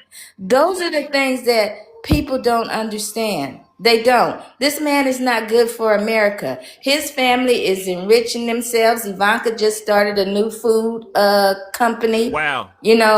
And she's parading that all over TikTok. It's just sad. It's really sad. It really is. So to you, my friend, I love you very much. All right. And I love you too. And you are the best. And you call them out. Thank you, and I'll continue to do that. And thank you for having me up. You're welcome, and as always, it's a pleasure to be able to work with you, and work with you and do all the wonderful work we've been doing on this app together. All right. Thank you so much, sis. All right. Have a good one. You too. Love you. Love you too, ladies and gentlemen. Wow, huge W Bounce. Wow. You can't make this stuff up, ladies and gentlemen. You really can't make this stuff up. I mean, wow, oh wow. Do we have any Trump voters out there? Anybody out there? This is an obliteration, ladies and gentlemen. This is an obliteration. We defeat MAGA using kindness. They say get rid of it with kindness. That's exactly what we're doing. We're giving them free kibble. All right, eat as much as you want, but it comes with conditions that you're gonna have to listen to this truth. All right, W Zeus. Stick the ruler, I think it's having an issue. Oh my goodness, ladies and gentlemen. Oh my goodness. All right, let's see. I think there was something wrong with the connection. Stick the ruler. All right, let's go, ladies and gentlemen. Welcome. Welcome back, Nutty. Where have you been? Well, so yeah, I've been around. Okay. everything's good? Because I saw you last night, but I haven't seen you before then. I get a little concerned.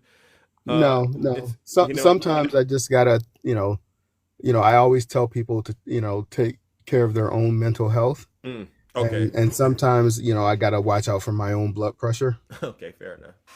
So I want to go back to a conversation that we had several days ago when the Democrats voted. Okay. And I hope Val's here because Val, we told you so. What happened? Told you so. So in that Senate bill that they voted on to open up the government, I don't know exactly which Republican snuck it in there, but they snuck a provision in there in that bill that gave senators the right to sue the federal government for up to $500,000 if their phone records were taken in an investigation. So now, as people are going hungry and people are losing health care, they're padding their pockets even more. The senators that are in office, that if their phone records get subpoenaed for any reason, they can sue the federal government for up to $500,000. They snuck that in there, and those 7 Democrats and that 1 independent, they voted for that.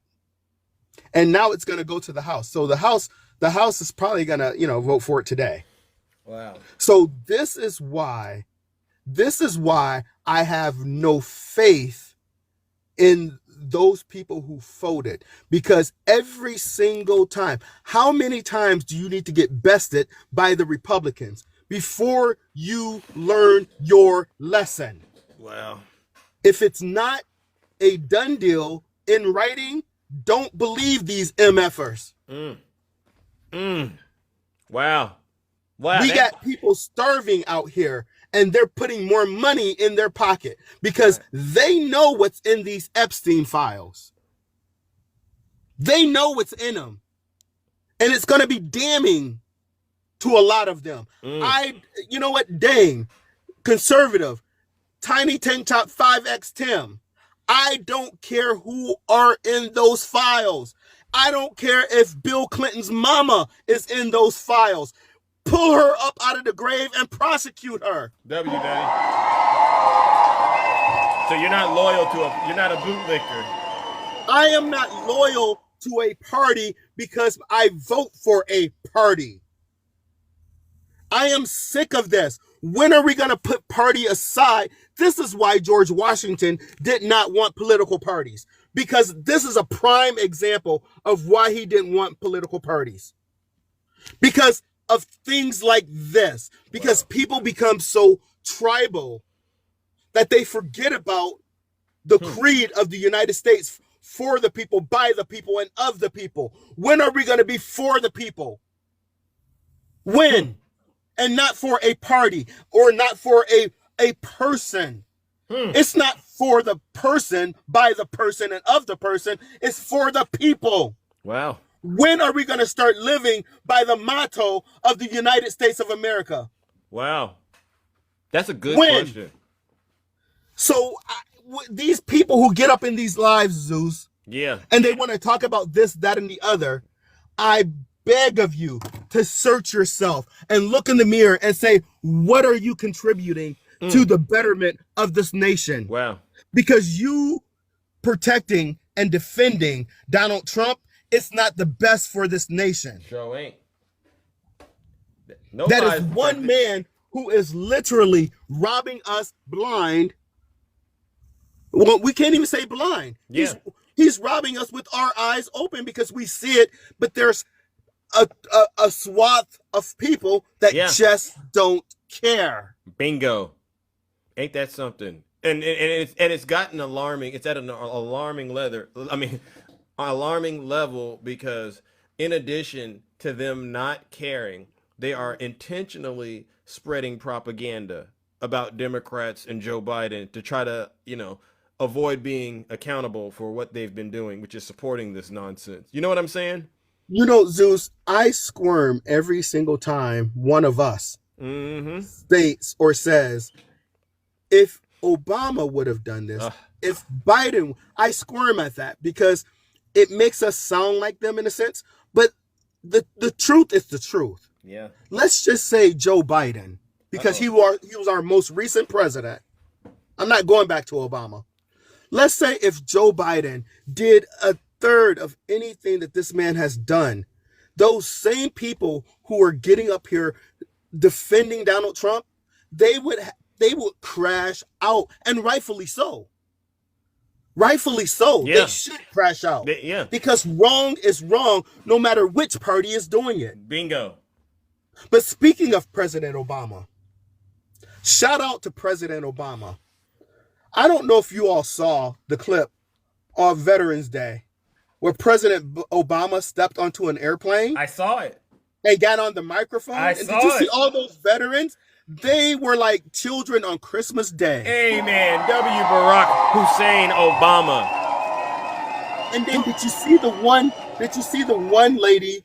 I think she was a major general. So maybe I got that wrong. But she was retired. She was like, finally, a commander-in-chief that sees us. I was like, wow, that was a big statement from someone who served. Yeah. This is what it takes to be a leader. A leader isn't simply you have a title. All right. It's really the person you are. All right. It's who you are as a person.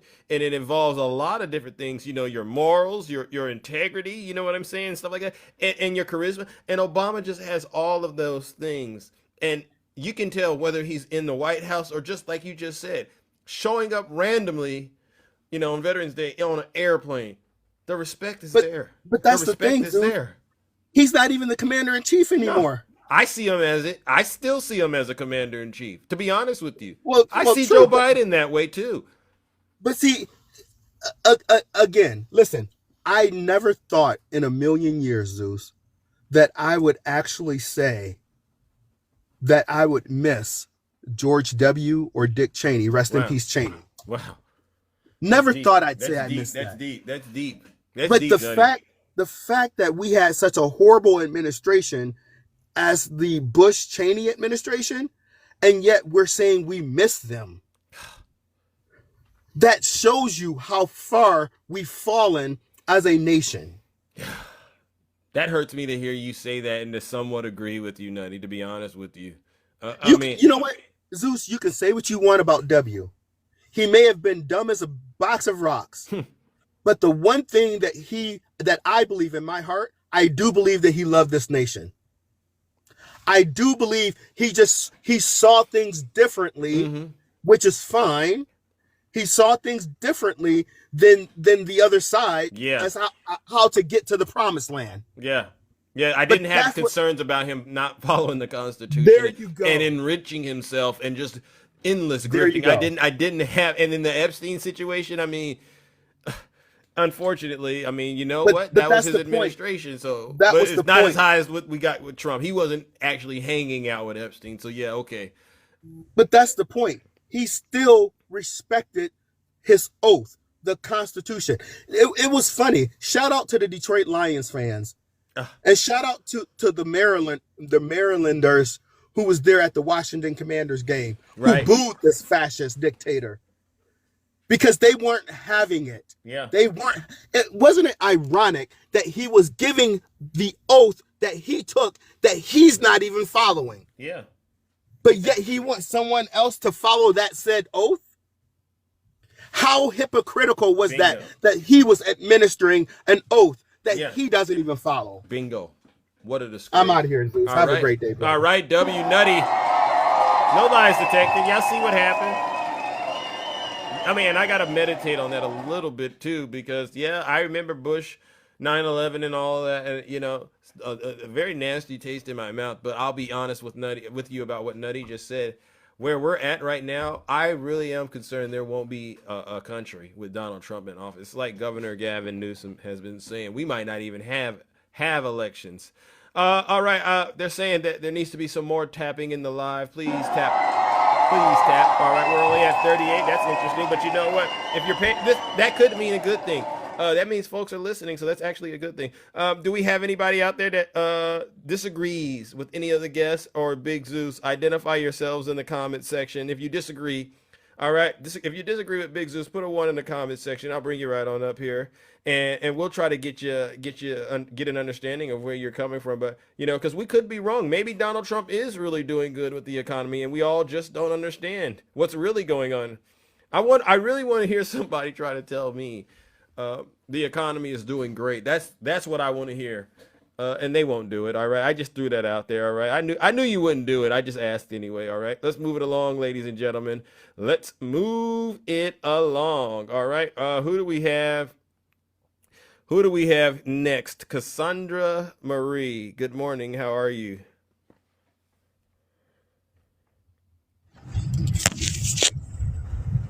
Hi, Cassandra. Are you there?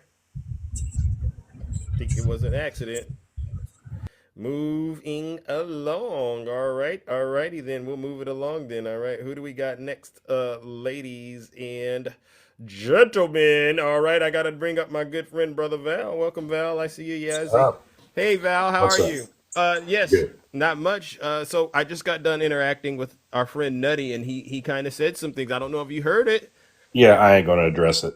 So okay. Fair enough. The thing is with that is, and I'm going to say this again. I'm going to say it with my whole chest. We had to reopen the government. Val said he's saying it with his whole chest. And again, Nutty can be wrong sometimes, but it's not that Nutty's wrong. I mean, Nutty's not wrong in what he's saying. But remember when I talked about this, we could not see what the whole bill was. We couldn't read it until it went to the House. Yeah. Okay, and that's what I was saying. We don't know anything about this. That was my whole point behind this. We don't know exactly what we're looking at this point. And I still don't think we really know what all we're looking at. Do you think that, okay, so I thought about this, right? I'm 50. I'll be honest with you. I'm 50-50. It could have went either way. I still think it's important Democrats remain united. All right. Oh, absolutely. Because the alternative is, to me, non-negotiable. It gives me a little PTSD. It's like when, the whole thing around Biden's health happened, people started jumping ship, and it just led to just what we're currently in. So I do think there needs to be the recognition that no matter what, we still have to remain united. However, I also wonder, could there have been better communication about what the goal was? To those of us who are doing, like you and me and Nutty and all of them, because we're actually contributing towards this in a way, right? Right. I mean, one of the biggest wins that the Democrats actually got out of this is making this a year and not 3 years. Okay. And people are not understanding that. Okay. If the Democrats would have let this go for 3 years, if Democrats took office next year and took the House and the Senate, there's nothing they would be able to do about these situations. Right. Okay. At least they've got a situation when Democrats win in 2026. This is something that they can address. Got it. I mean, so again, that's where I say I would have preferred, there's Chuck Schumer, there's Hakeem Jeffries. And I would have preferred that they actually made it clear, like, this is what success looks like. All right. And then we would have had those goals, because when you tell me the goal is, make sure those extensions, those ACA subsidies extend, and that's what the goal is, then to be fair, we caved. That's how I look at it. Right. Right. And that's a fair assessment of it. Right. Yeah. But with every negotiation, right? If both parties walk out of the room and neither one is happy, that was most likely as successful of a negotiation as you could make it. Okay, I'm back. Yeah, I don't know if you heard what I said. Oh, what did you say? Yeah, with any negotiation, especially something like this, and you got to remember, this is all happening in one day, right? Yeah. Okay, which is a lot, you know what I'm saying, to go through in a day. So if with any negotiation, if both people walk out of the room unsatisfied, chances are there was some successes on both sides. True. Okay. And I think when it came down to it, because you got to remember, this was originally only supposed to be a 1-year deal, and then it was just before this that they wanted to turn it into a 3-year deal. Yeah. Okay. So there may be a portion of the Democratic Party that goes, hey, it's more important that we get rid of this 3-year deal than anything else. And I can understand, you know what I'm saying? And I can understand that, you know what I'm saying? Because we can come back and fix this in another, you know what I'm saying, at the end of the year. If that was a 3-year budget deal, there's no fixing it. See, Okay, I mean, and again, we're stuck this with it goes for to 3 context. years. This goes to Right. context, and you can't have your soldiers out here fighting a battle, and then you change the strategy on them, and you're not doing what you're supposed to be doing to communicating Right. it. And I Sometimes believe you have that's to adapt. yeah, and that's to me that's a larger issue when it comes to the Democrat Party. And I don't like to be critical of the Democrats when I'm talking in public space. It's reactionary. I get it. Yeah, but their messaging definitely and the strategizing, all of that. There's definitely a lot of room for improvement, so to speak. Right. And with the reactionary, absolutely. I'm not taking any party's side on this. Yeah. I mean, this was a lot in one day. Bingo. Now, For the other either question, party. because I wanted to get your opinion because we buried that hatchet, so to speak. Is there anything you wanted to bring up, or did you want Yes, to actually, I wanted to break down the 25% deal. This was actually done by Texas A&M University. Okay. And the AP reported this, and I want to make sure that people understand this 25% thing. Okay, so it went from $56 to $40. Okay, but here's where it gets really dicey. Okay, This is the Walmart thing. This is the Walmart thing. Okay. And this, like I said, this was broken down by Texas A&M University. And if anybody doesn't know, Texas A&M University is a pretty Republican university. Okay. So not a, and so that broke down from $56 to $40. But the items in the basket went from 29 items to 15. Wow. 29 items. Guys, that's a 40% reduction in items, okay? Wow. So what were those items? Let's talk about this a minute. Okay? It was dessert items, including pecan pie, mini marshmallows, and muffin mix, as well as savory items such as sweet potatoes, yellow onions, and celery stalks. Zeus, I don't know about you, but have you ever made stuffing without onions and celery? No, and I don't even do the cooking. But if I ate something like that, I would be very concerned. All right, it would be Right. It'd Do be, you want a bunch of baked soaked bread? That's what it sounds like to me. No. So No, okay. I don't want potato salad with raisins either. And so that's what I would look at that. Like if someone tried to serve that to me, I'd say, you know what, you really don't care about me. All right, so don't do it. But this gets worse. Okay. So they replaced the dinner rolls that used to be Hawaiian rolls, okay, and changed those to Walmart store brand, which is just a 12-pack dinner rolls. They changed the onion. They went to a store brand of the onion, the fried onions, that you put on top of like the green bean casserole. Yeah. Yeah, they changed the brand on that. They changed the brand on several stuff, and they went from a 10 to 16 pound turkey. Okay, so you could get a 16-pound turkey to now that the top is 13.5 pounds. Wow. Okay, so no more 16-pound turkey. So 3 pounds less turkey. Okay. Wow. All right. And then they made in China or something? I don't get this. Right. You know what I'm saying? This is what I'm talking about. Okay, these are the things that were done, and this was done. In the end, they could not come up with an exact figure, but they did come up with a rough figure. Yeah.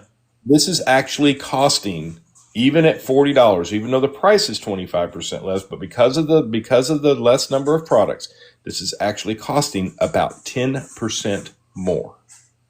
So it's actually more expensive. So considering actually, what they're getting, it's still expensive, is what you're saying. Right. So in Donald Trump's statement, what he really is 35% off. Wow. Okay. These are the things that the American public need to quit falling for. I don't care what this man talks about on stage. Chances are it's a lie. Okay. And this wasn't just a lie that we keep going, okay, hey, they changed this. Because somebody asked in the comments to name the brands. Okay. Well, they went from name brands, which we all know, Heinz, Hunt's, all the, you know what I'm saying, all the different name brands that are out there. And they went to great value brands. Hawaiian ones.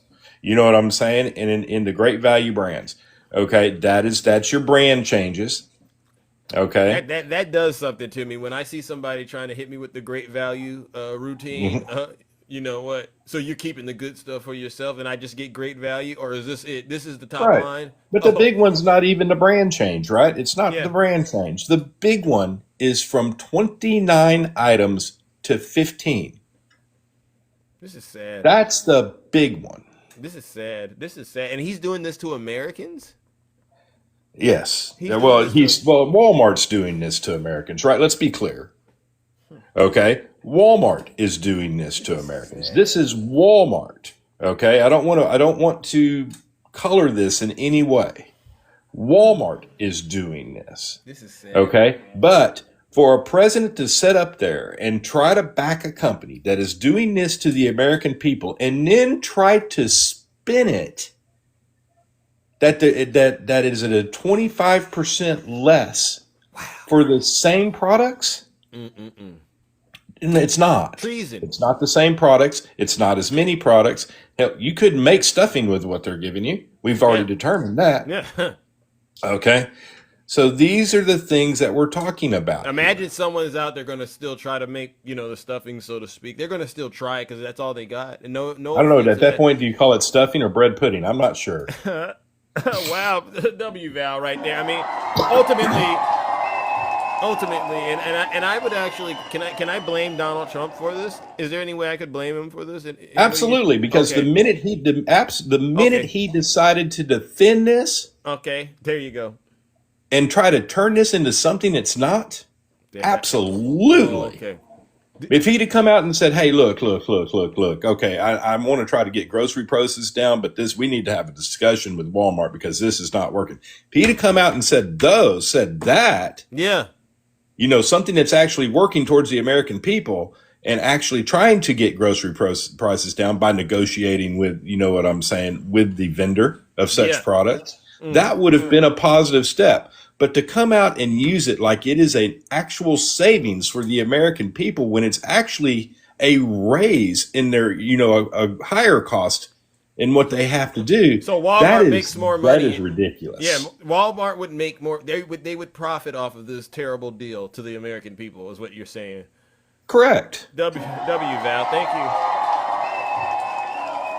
Well, I guess.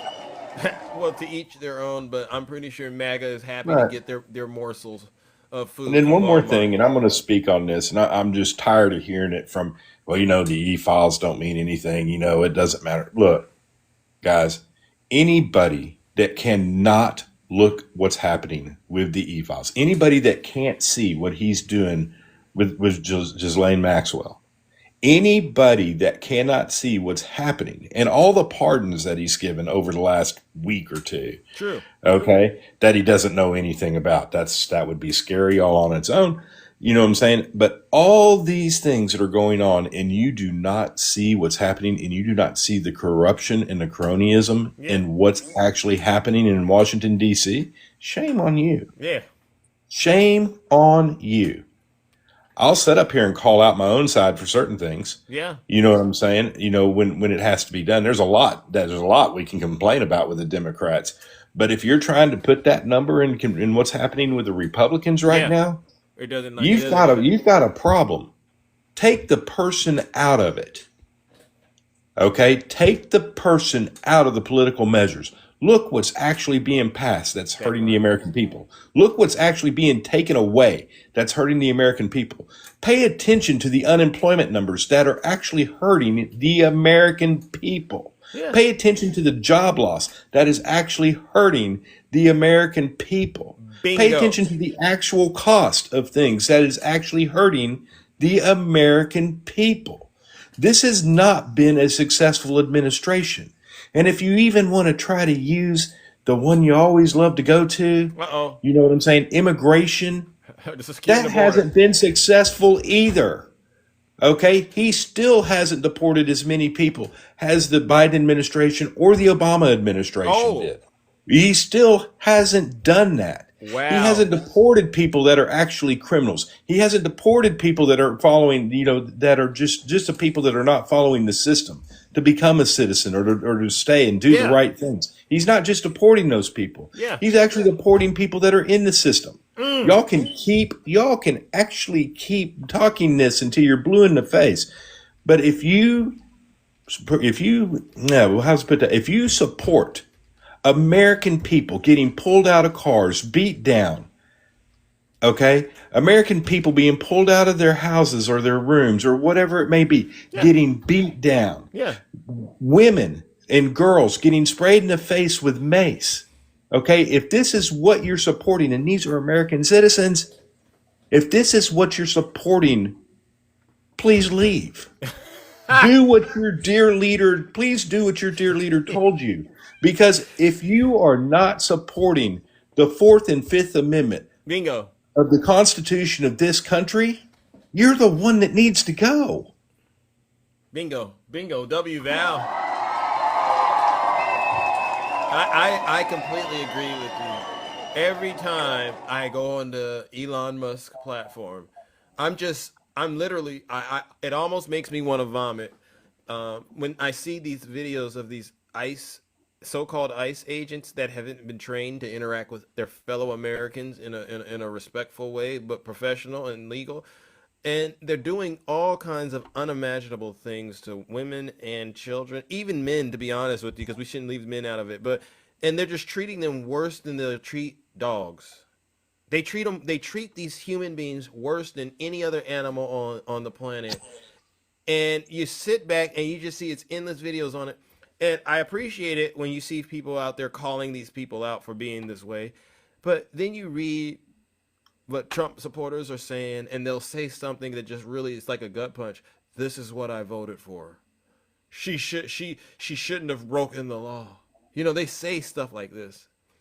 And I just can't help but go, wow. They don't understand that at any minute this could be them in a very dangerous situation. And they would want people like you and me, Val, to speak up and try to do something to help them in those moments. They don't get it. Oh, absolutely. There's a reality. And I've talked about this, and I talked about this in something. Government is a balance. Okay. We talked about oil prices and how that has to be a balance in order for everybody to make the money they need to make, right? To be able to pull the oil out of the ground. There's a balance there, right? Because if the price per barrel on oil gets too low, American companies quit drilling. It's that simple. Because it's not profitable anymore. Right. Now, I don't have a problem with being profitable. I think anybody that says profit from a company is a bad word, now that's another problem and something people need to quit doing. Because if companies aren't profitable, they don't hire people. They don't put people on this. You know what I'm saying? These are the real things in life. Mm-hmm. Okay. So when we talk about these things, but government is no different. There's a balance. Okay. Yeah. We have to balance what's good for the entire country. Not what's good for just a certain group. Okay? Yeah. And right now, what we're seeing is that balance being totally disrupted. Okay? We've always had a little phrase over the balance going too far one way or the balance going too far the other way towards, you know what I'm saying, towards the Democrats or even towards the Republicans. But without that balance, we do not benefit the majority of Americans. Bingo. Okay? And right now, we do not have that balance. We have people in power that have shifted that balance to the ultra wealthy. Okay? Yeah. That is where we're at, and I do not understand. Has any Republican, I want to remind you of this because this is the change in the Republican Party. How any Republican can sit back with the values that the Republican Party has held over the last 60 years and look at this and go, this is okay. It's not. Any Republicans out there that want to speak to this? They don't want to say anything to Val. Val, I got to say this. I appreciate just all the help you've provided me over the years doing this kind of work because we've done something incredible on this app together, not just you and I, but others. We've silenced these MAGA demons. These folks are so compliant. They don't want to get in the box and talking to us about what they've done to destroy this country. All right, sir? Absolutely. All right, now I got to move it on, ladies and gentlemen. W. Val. No lies detected. We silenced. Thank you, guys. They love you. We silenced these Trump voters, and they know they better come in and they better pay attention, and then they better go take the screen recordings and look it up and look up the real information. You know, I had a MAGA demon, and she knows who she is. She tried to call me out on the Michael Wolff Epstein angle, and she went and looked up somebody else, David Wolf, and you all may have seen it, and it just shows you the level of just ignorance we're dealing with. But listen, if you're screen recording the show and you're listening to things that are being said, please go do your own research, all right? Don't get in my box and just have an emotional meltdown and start trying to say, oh, Zeus, you're lying, and you're not able to provide us with any kind of context. All right, ladies and gentlemen, let's move it along, ladies and gentlemen. Who do we got next? Who is this? Who is this? Little Farm One. Who is Little Farm One? Good morning. How are you? Zeus, how are you? I'm doing all right. Welcome to the show. Thank you.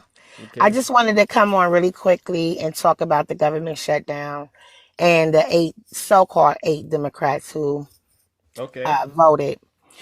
First, I want to say I, too, was upset. It felt like the rug was pulled from underneath us. I'm a Buckeye girl, so you'll never hear me say go blue.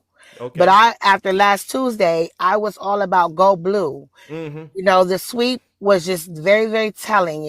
The country was telling the Democrats, hey, you're on the right course. However, if I can offer another side to this. Okay. Sometimes for me, I didn't want to talk in depth to this because I don't know the totality of it. Correct. I don't know what the strategic move was. And a lot of times the Democrats can't tell it. And this dog-eat-dog, the political landscape is now changed. So they have to move silent on some things. Got it. I want to tell you guys to watch Lawrence O'Donnell. Lawrence O'Donnell talks about this and what actually happened. Okay. And I would tell you, Fetterman, after looking at Sonny interview Fetterman on The View, he is not a Democrat. If you listen to his verbiage, he sounds so much like a Republican. He oftentimes vote with the GOP.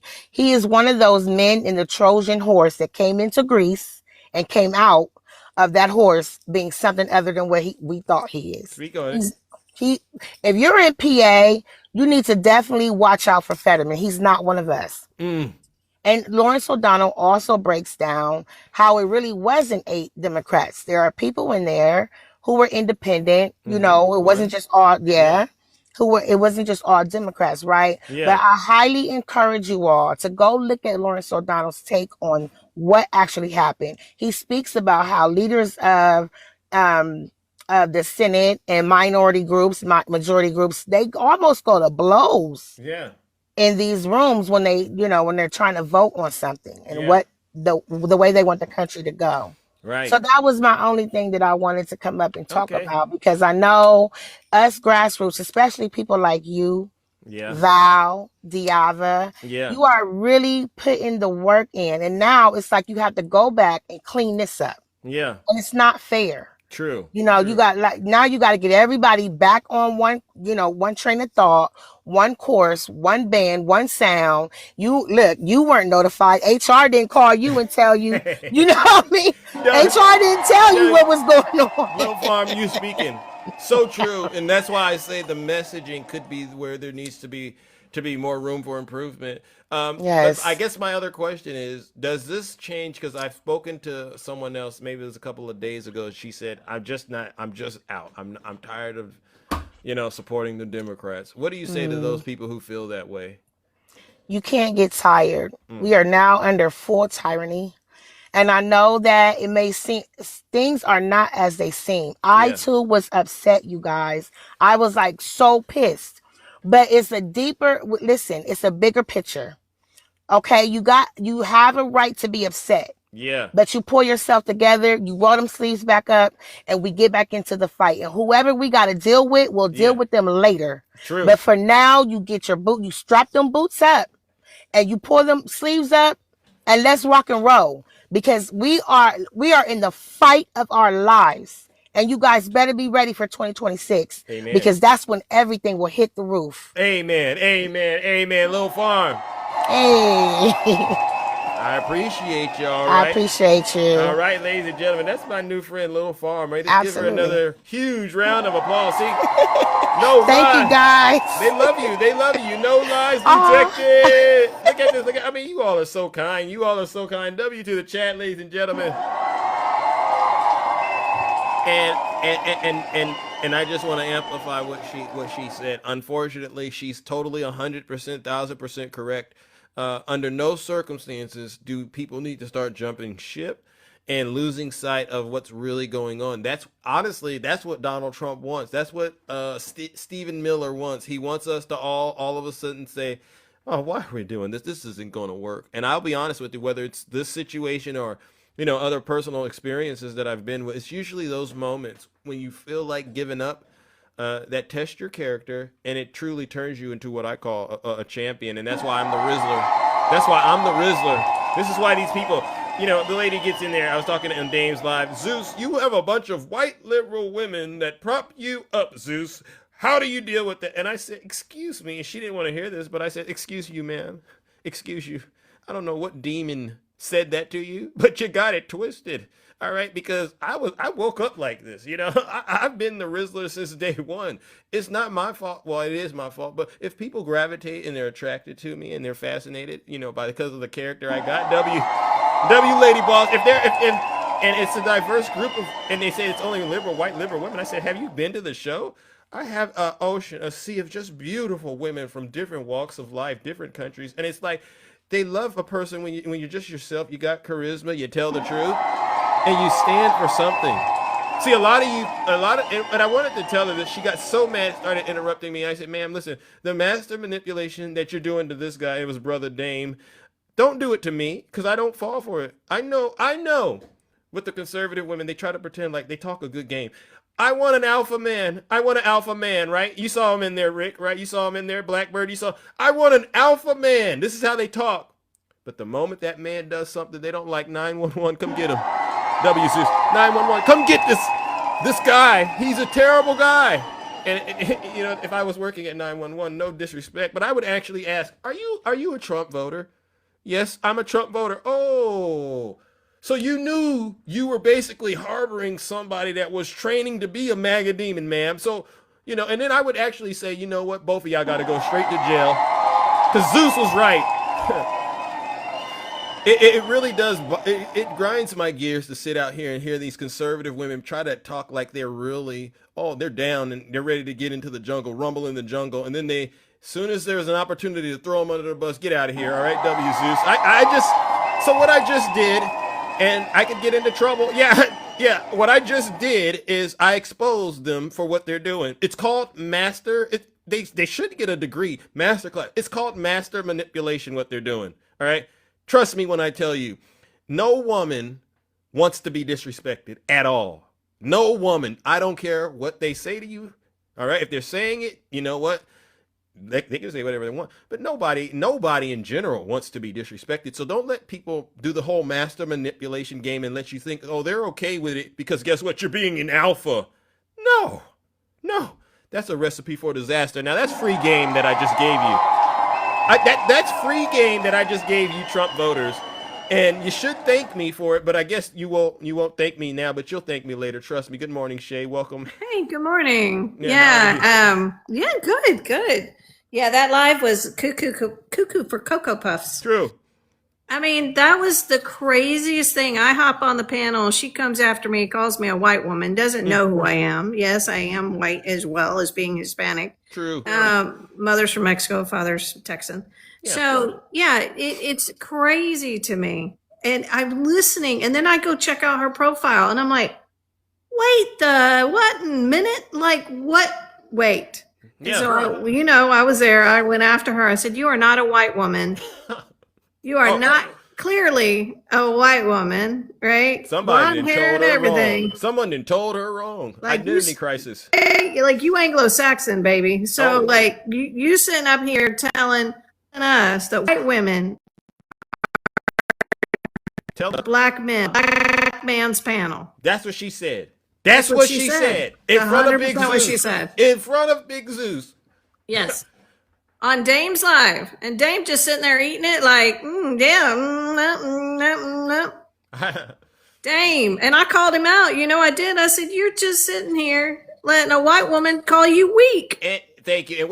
And I'm not being mean to Dame. What we're doing is we're giving Dame some free game, and hopefully it'll help him out. All right, so please continue, Shay. I'm so sorry. Yeah, no, I was floored that he just lets this blonde hair, white haired woman, sheltered, all of that, didn't grow up like Dame, didn't grow up in your skin color, No, didn't grow up in my racism and everything I experienced being a half kid in a very racist white family.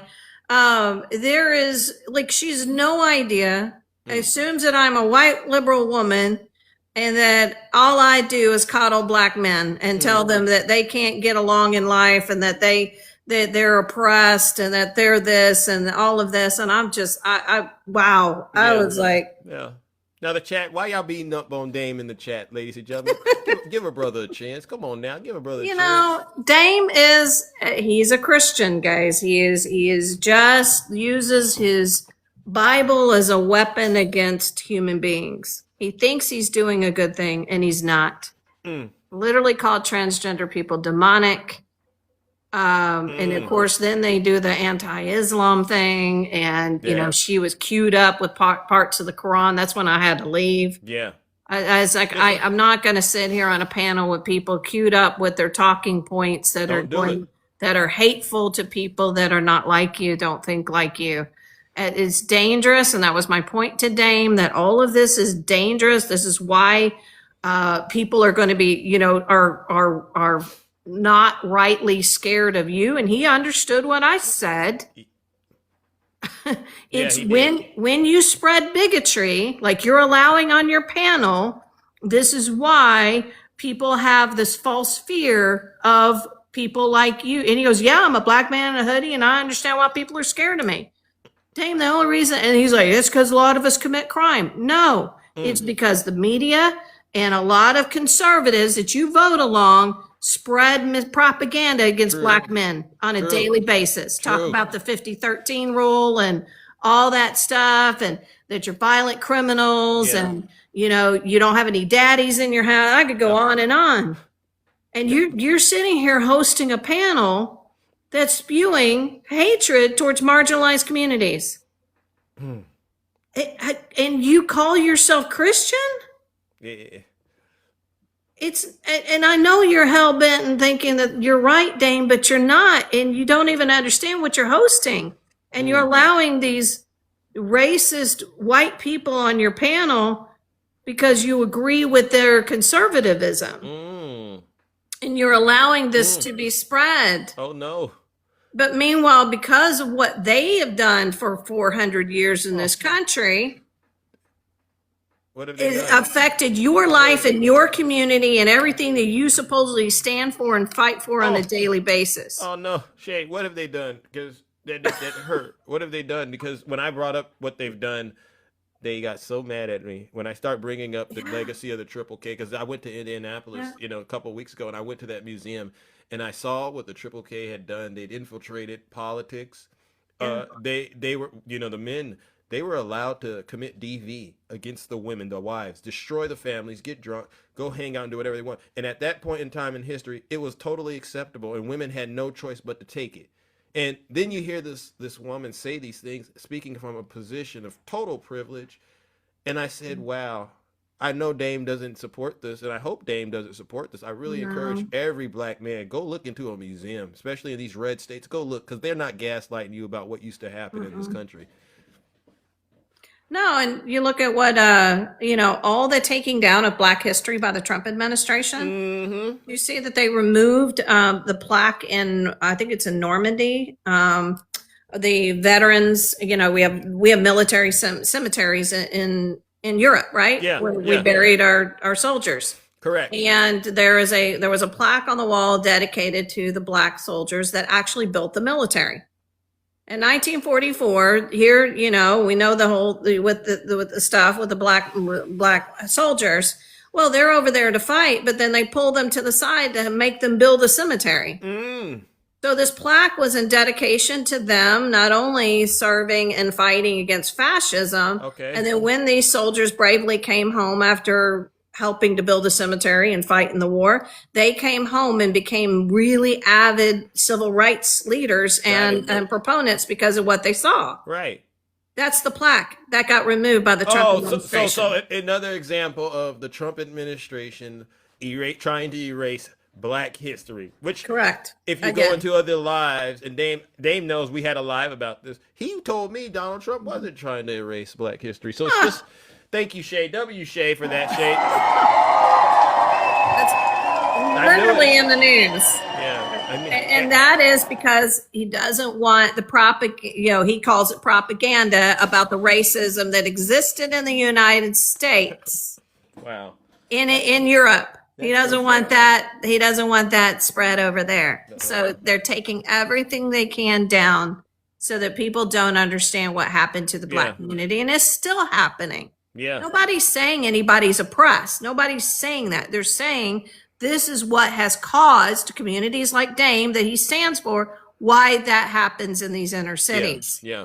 Right? There weren't a lot of options for hundreds of years for Black men. Wow. Or Black families. That part. And so, right or wrong, that's how it developed. And every historian knows this, everybody knows this.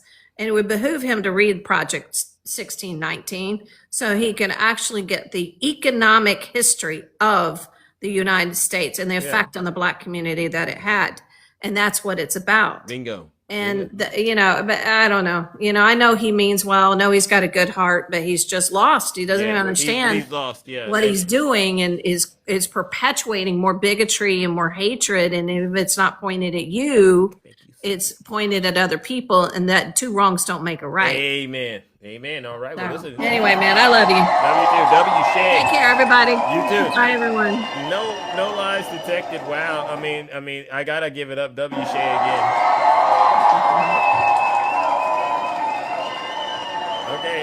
Okay, ladies and gentlemen. I guess it's time again. Hey, Dame, how's it going, brother? I hope you've listened to some of this feedback that our audience has been given.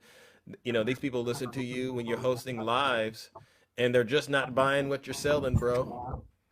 Yeah, man. Like I said in the chat, man, Shay is harmless at this point. I love you, Chad. You guys could say all the hateful stuff you want about Dame, but I know a bunch of you guys watching me, and Jesus loves you, like I said. But what I wanted to say about what Shay said, Zeus, is she just did exactly what Sydney was talking about, Zeus, before she left. She told you, she was like, she said, Dame needs to understand what happened to his people. Like, that's exactly what Sydney was saying. So what's racist about like what she said? Like Shay just did exactly what Sydney was talking about on the way out.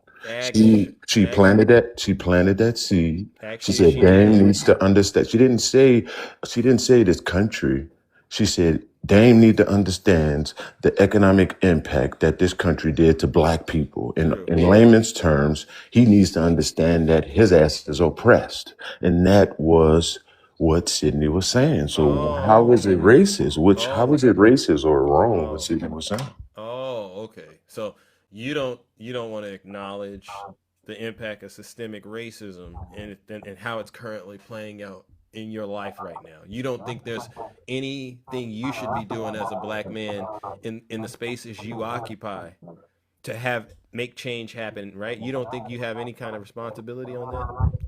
I do, and I guess what? Okay, so then you have to agree with Shay, all right? Because the way that you're interacting with us sometimes, and this is not just my opinion, other people might have a different one, but you come across like you don't get it. Because if you truly understand it, you wouldn't be championing, for your own destruction. One of the things I heard her say yesterday, she actually said Black men were a lot better off back then. Yeah. That's crazy, right? When you understand, I thought the first thing that literally popped in my mind was what, hanging off of a tree?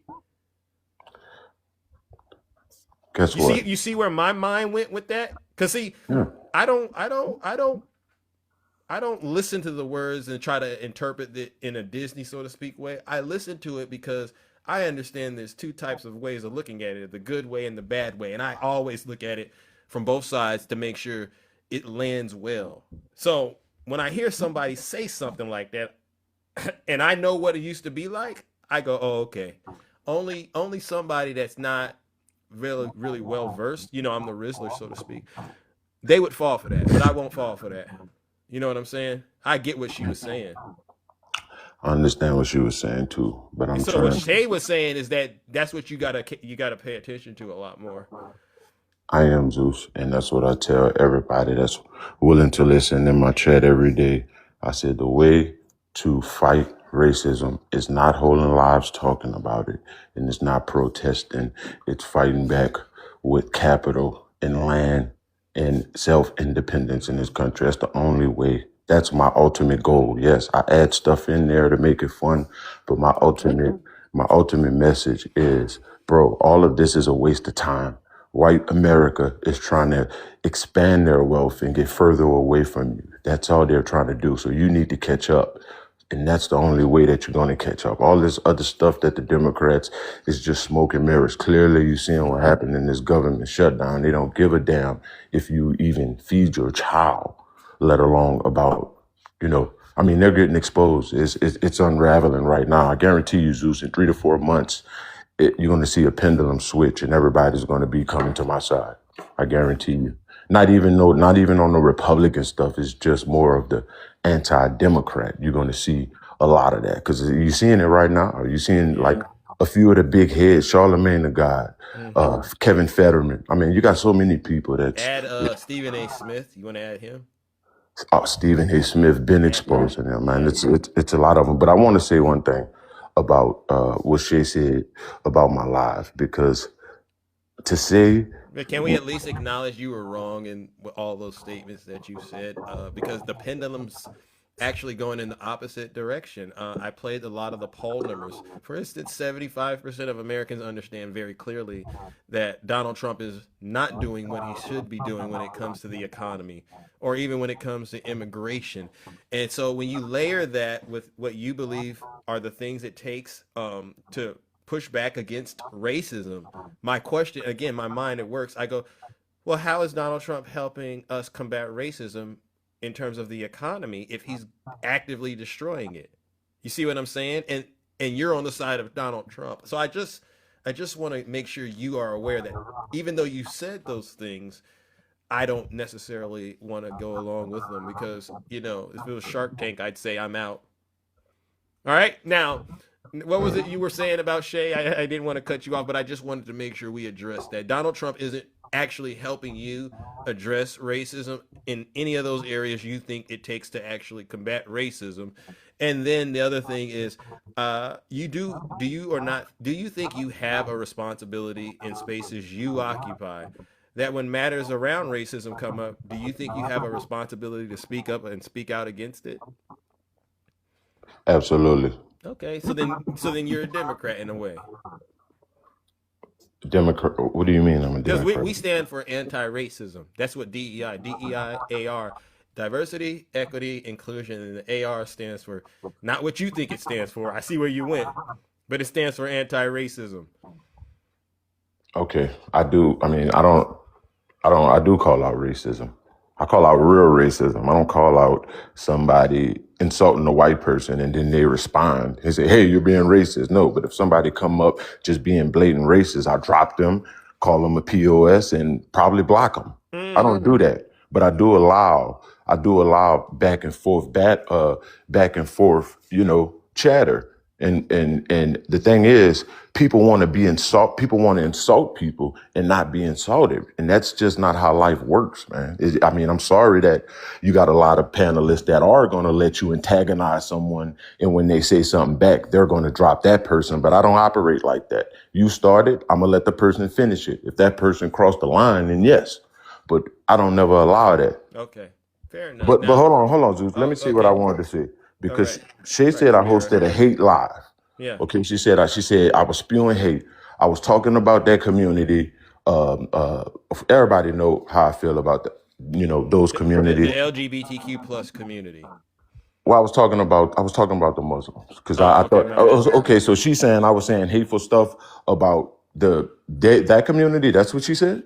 Well, no, go where you were because I do remember she did talk about the Muslim stuff you Well, I were just doing, and then how that was interpreted by her as being hateful. And yes, so it would be those okay. two communities. To be honest with you.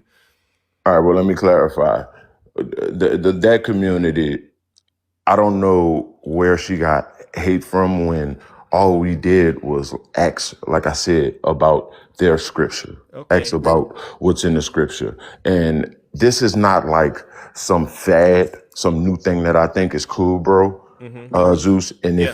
if you really knew, if you really grew up in the black community, like she already admitted she didn't, this is something that's deeply embedded in who we are for the most part, from our grandmothers, great grandmothers on down.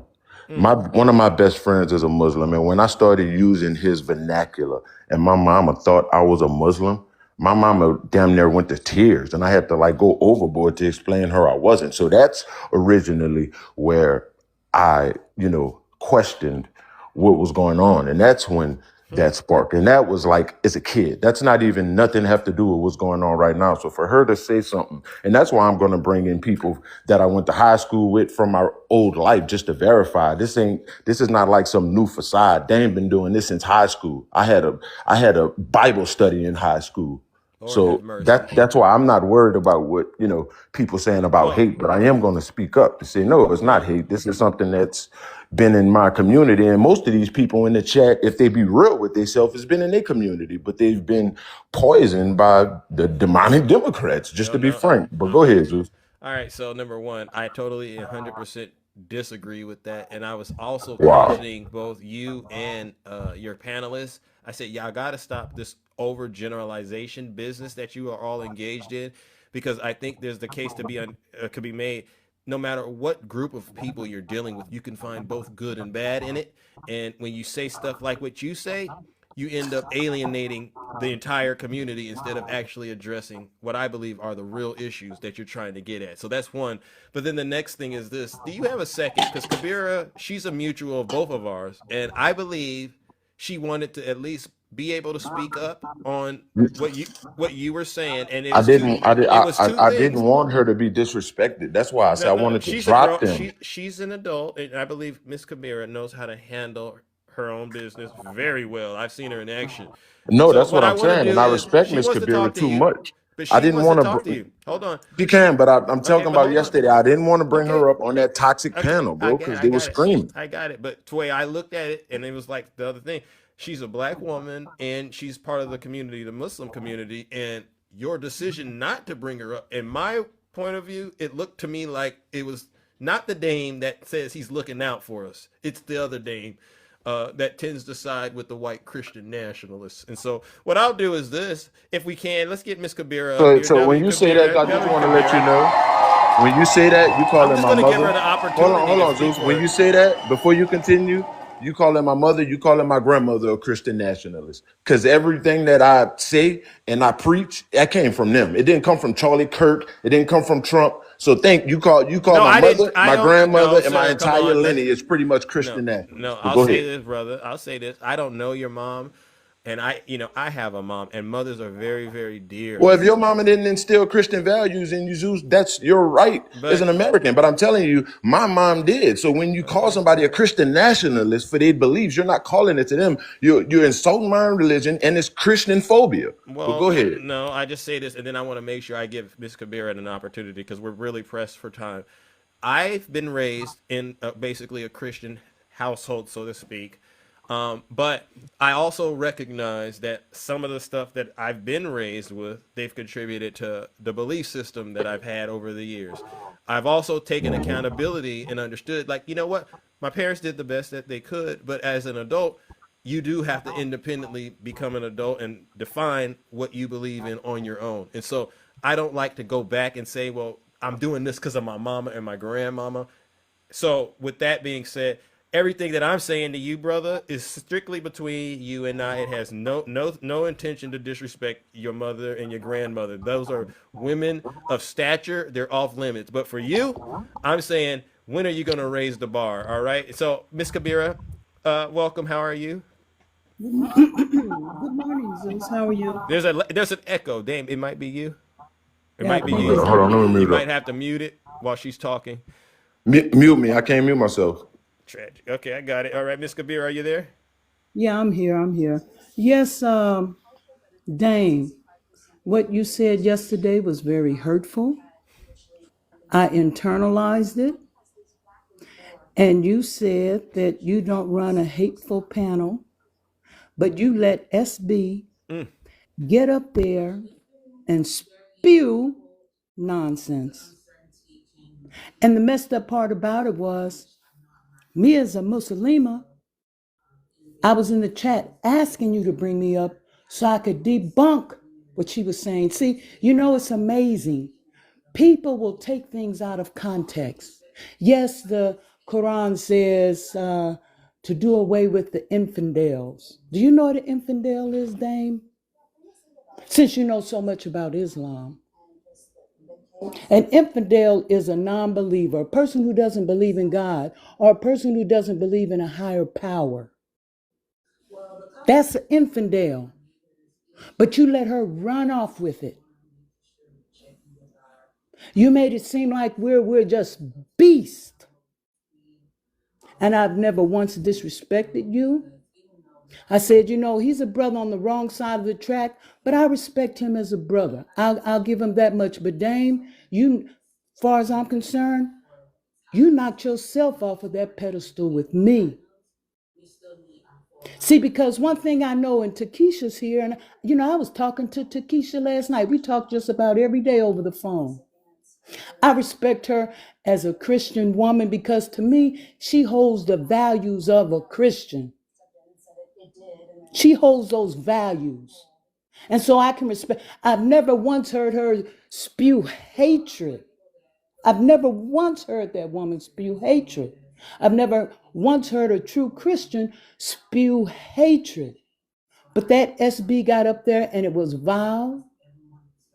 And then you said, oh, Christians, you know, like, well, have you ever heard of the conquistadors? You know who the conquistadors were? Ask yourself, why are the people from South America, and I mean south of the border, why are they mostly Christians? I'll let you dig deep into that. And you tell me how many people from Europe came over there and slaughtered those people. See, so brother, before you even, you know, in the Quran, it says to us, we call Christians people of the book. You guys are so close. See, if you really delve deep, one thing about the Quran and Islam, you can't pick up the book and say, oh, just start reading it. It has a tafsir. It explains what this verse exactly means, the context that it is put in. And then too, every Quran that's about anything is written in Arabic. That's why it is important. It is incumbent upon us to learn Arabic. So if I were to say something out of Surah 1, and I may start off with Bismillahir Rahmanir Rahim, the next person will come up and say, Alhamdulillahi Rabbil Alameen. And then someone else who's in China will continue with the verse because it hasn't changed.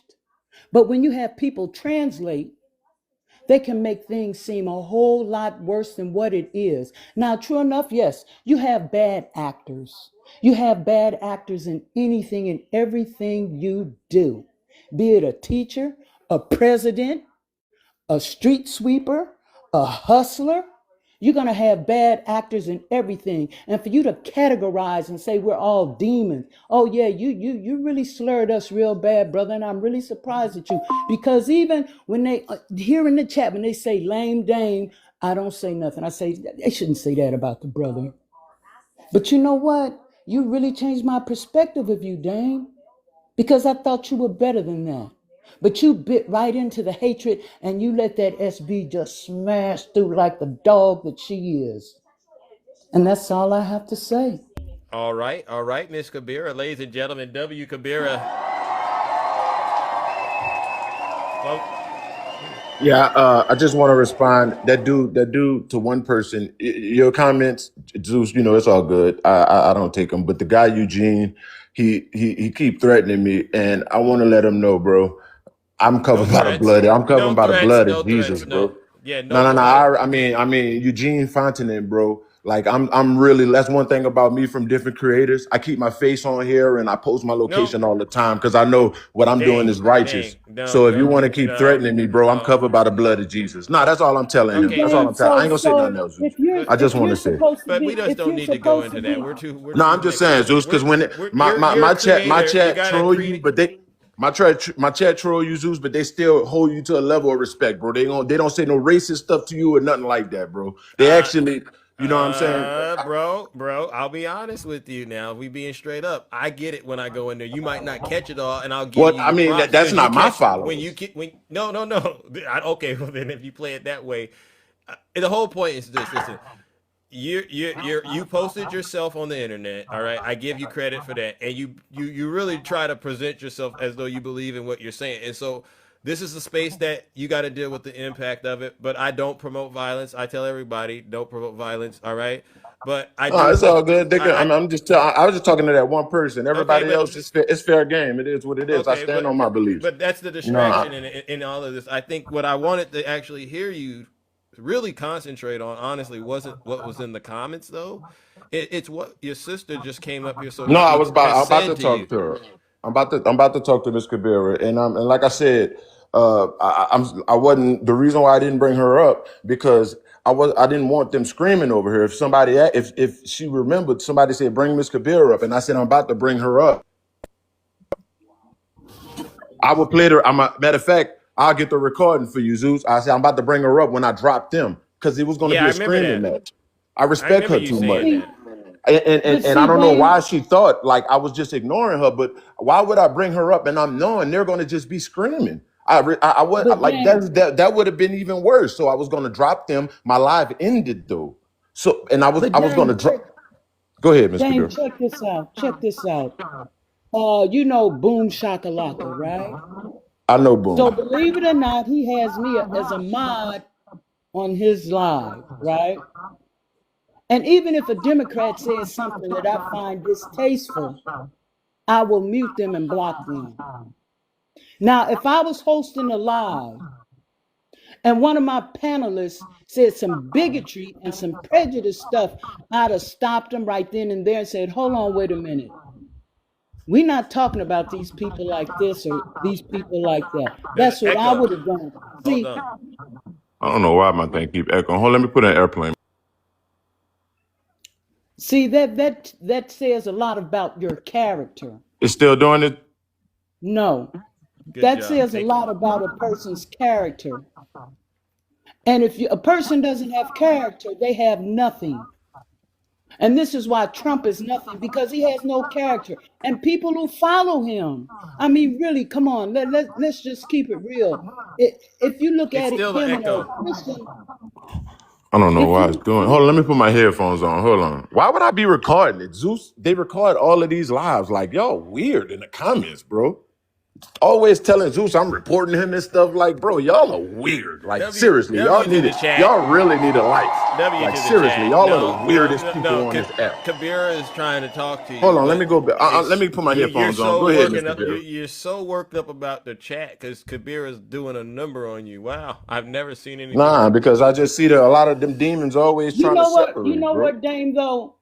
You shouldn't pay attention about what people say, what they type, because things will come out of people's mouth. This nonsense. But you sure paid attention to that woman who was spewing hate on your panel. See, It's still doing that. you got to get past the noise, Dame. And you know, a lot of times I watch you, and you know, people be coming at Zeus hard, right? And people come at you hard, and you just lose self-control, brother. Zeus is better than me with that, Miss Kabira. La tug glub, la tug glub, la tug glub. Do not become angry. Do not become angry. Do not become angry. So when you get angry, you take yourself out of character, and you're no better than that SB broad, which is what she was and is, spewing hate-filled stuff. There you go. I'm done, Zeus. There you go. You got it I out. You said got it my out, sis. piece. I got it out. I Thank said you. what I had to say to Thank you. Dame, and you really hurt me with that, Dame. I'm here to tell you, you really did. Wow. You can drop me, Zeus. W in the chat for Mr. Vera. Wow.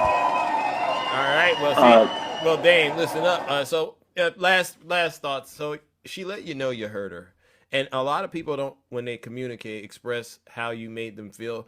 And the only reason that I kind of open up the hood on this is because, you know, it's a small world, and I wanted it to be fair. I think you should have heard what Ms. Kabir had to say, what I had to say, and others. But is there anything you wanted to say? Like I said, man, if everybody like you, Zeus, you're a fake person, man. Yeah, I'm gonna lose people for my beliefs.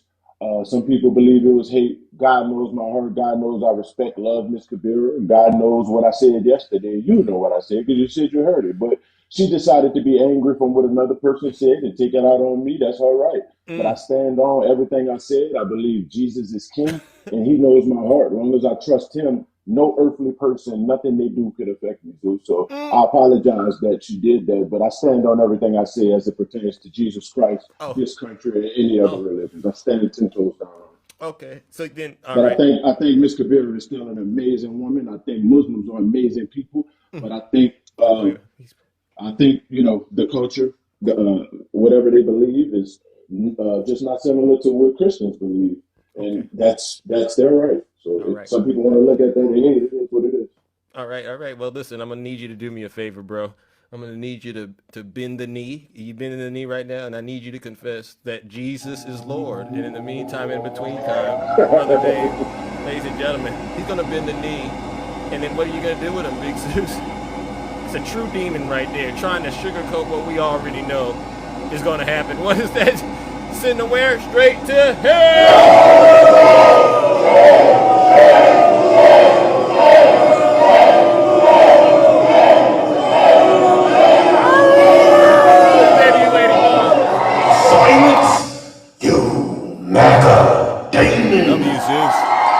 Make no mistake, ladies and gentlemen, I'm like Neo in the Matrix. I'm dodging everything. I dodged everything. And Miss Kabira, you did an outstanding job. We dodged everything he tried to throw at us, and none of us fell for it, and he ended up getting sent straight to hell. I'm so sorry to put all of you through that, but you deserve a huge round of applause. I got to get up out of here. You deserve a huge round of applause for us being able to have this little intimate moment on TikTok. Sometimes you got to look what's going on under the hood inside of the culture, and that's a good example of why Blagga, ladies and gentlemen, W. Kabira, that's a good example of why Blagga is the most dangerous thing on the planet right now, next to MAGA. All right, I want to give a special thank you to all the subscribers, gifters, moderators, and panelists, because without you, this show wouldn't be what it is. Wow, where did that come from? I don't know. Right, I didn't see this. Wow. All right, but I also got to give one last round of booze and shame. Yeah, we did real work today. Believe it or not, it's really these kind of interactions and shows on TikTok that honestly they have the most impact because they're really personal and they really communicate a lot of things to a lot of people in a small amount of time. So I want to thank you. But on that note, I got to give one last round of booze and shame. And this goes out to all the Trump voters out there. And they know who they are. And Dame, too. Dame, you got in my box, did all of that shucking and jive and tried to hit me with everything you had. Didn't work. And you didn't even speak on the breaking news today about the emails. Donald Trump and Epstein. You're missing it, bro. You're really missing it. And the economy and all the other things you think Trump is helping you, he's not helping you with. So guess what, ladies and gentlemen? Let's go ahead and send Dame and all of his followers and everybody else that supports Donald Trump where they belong. Where's Zeus? Where? Straight to hell.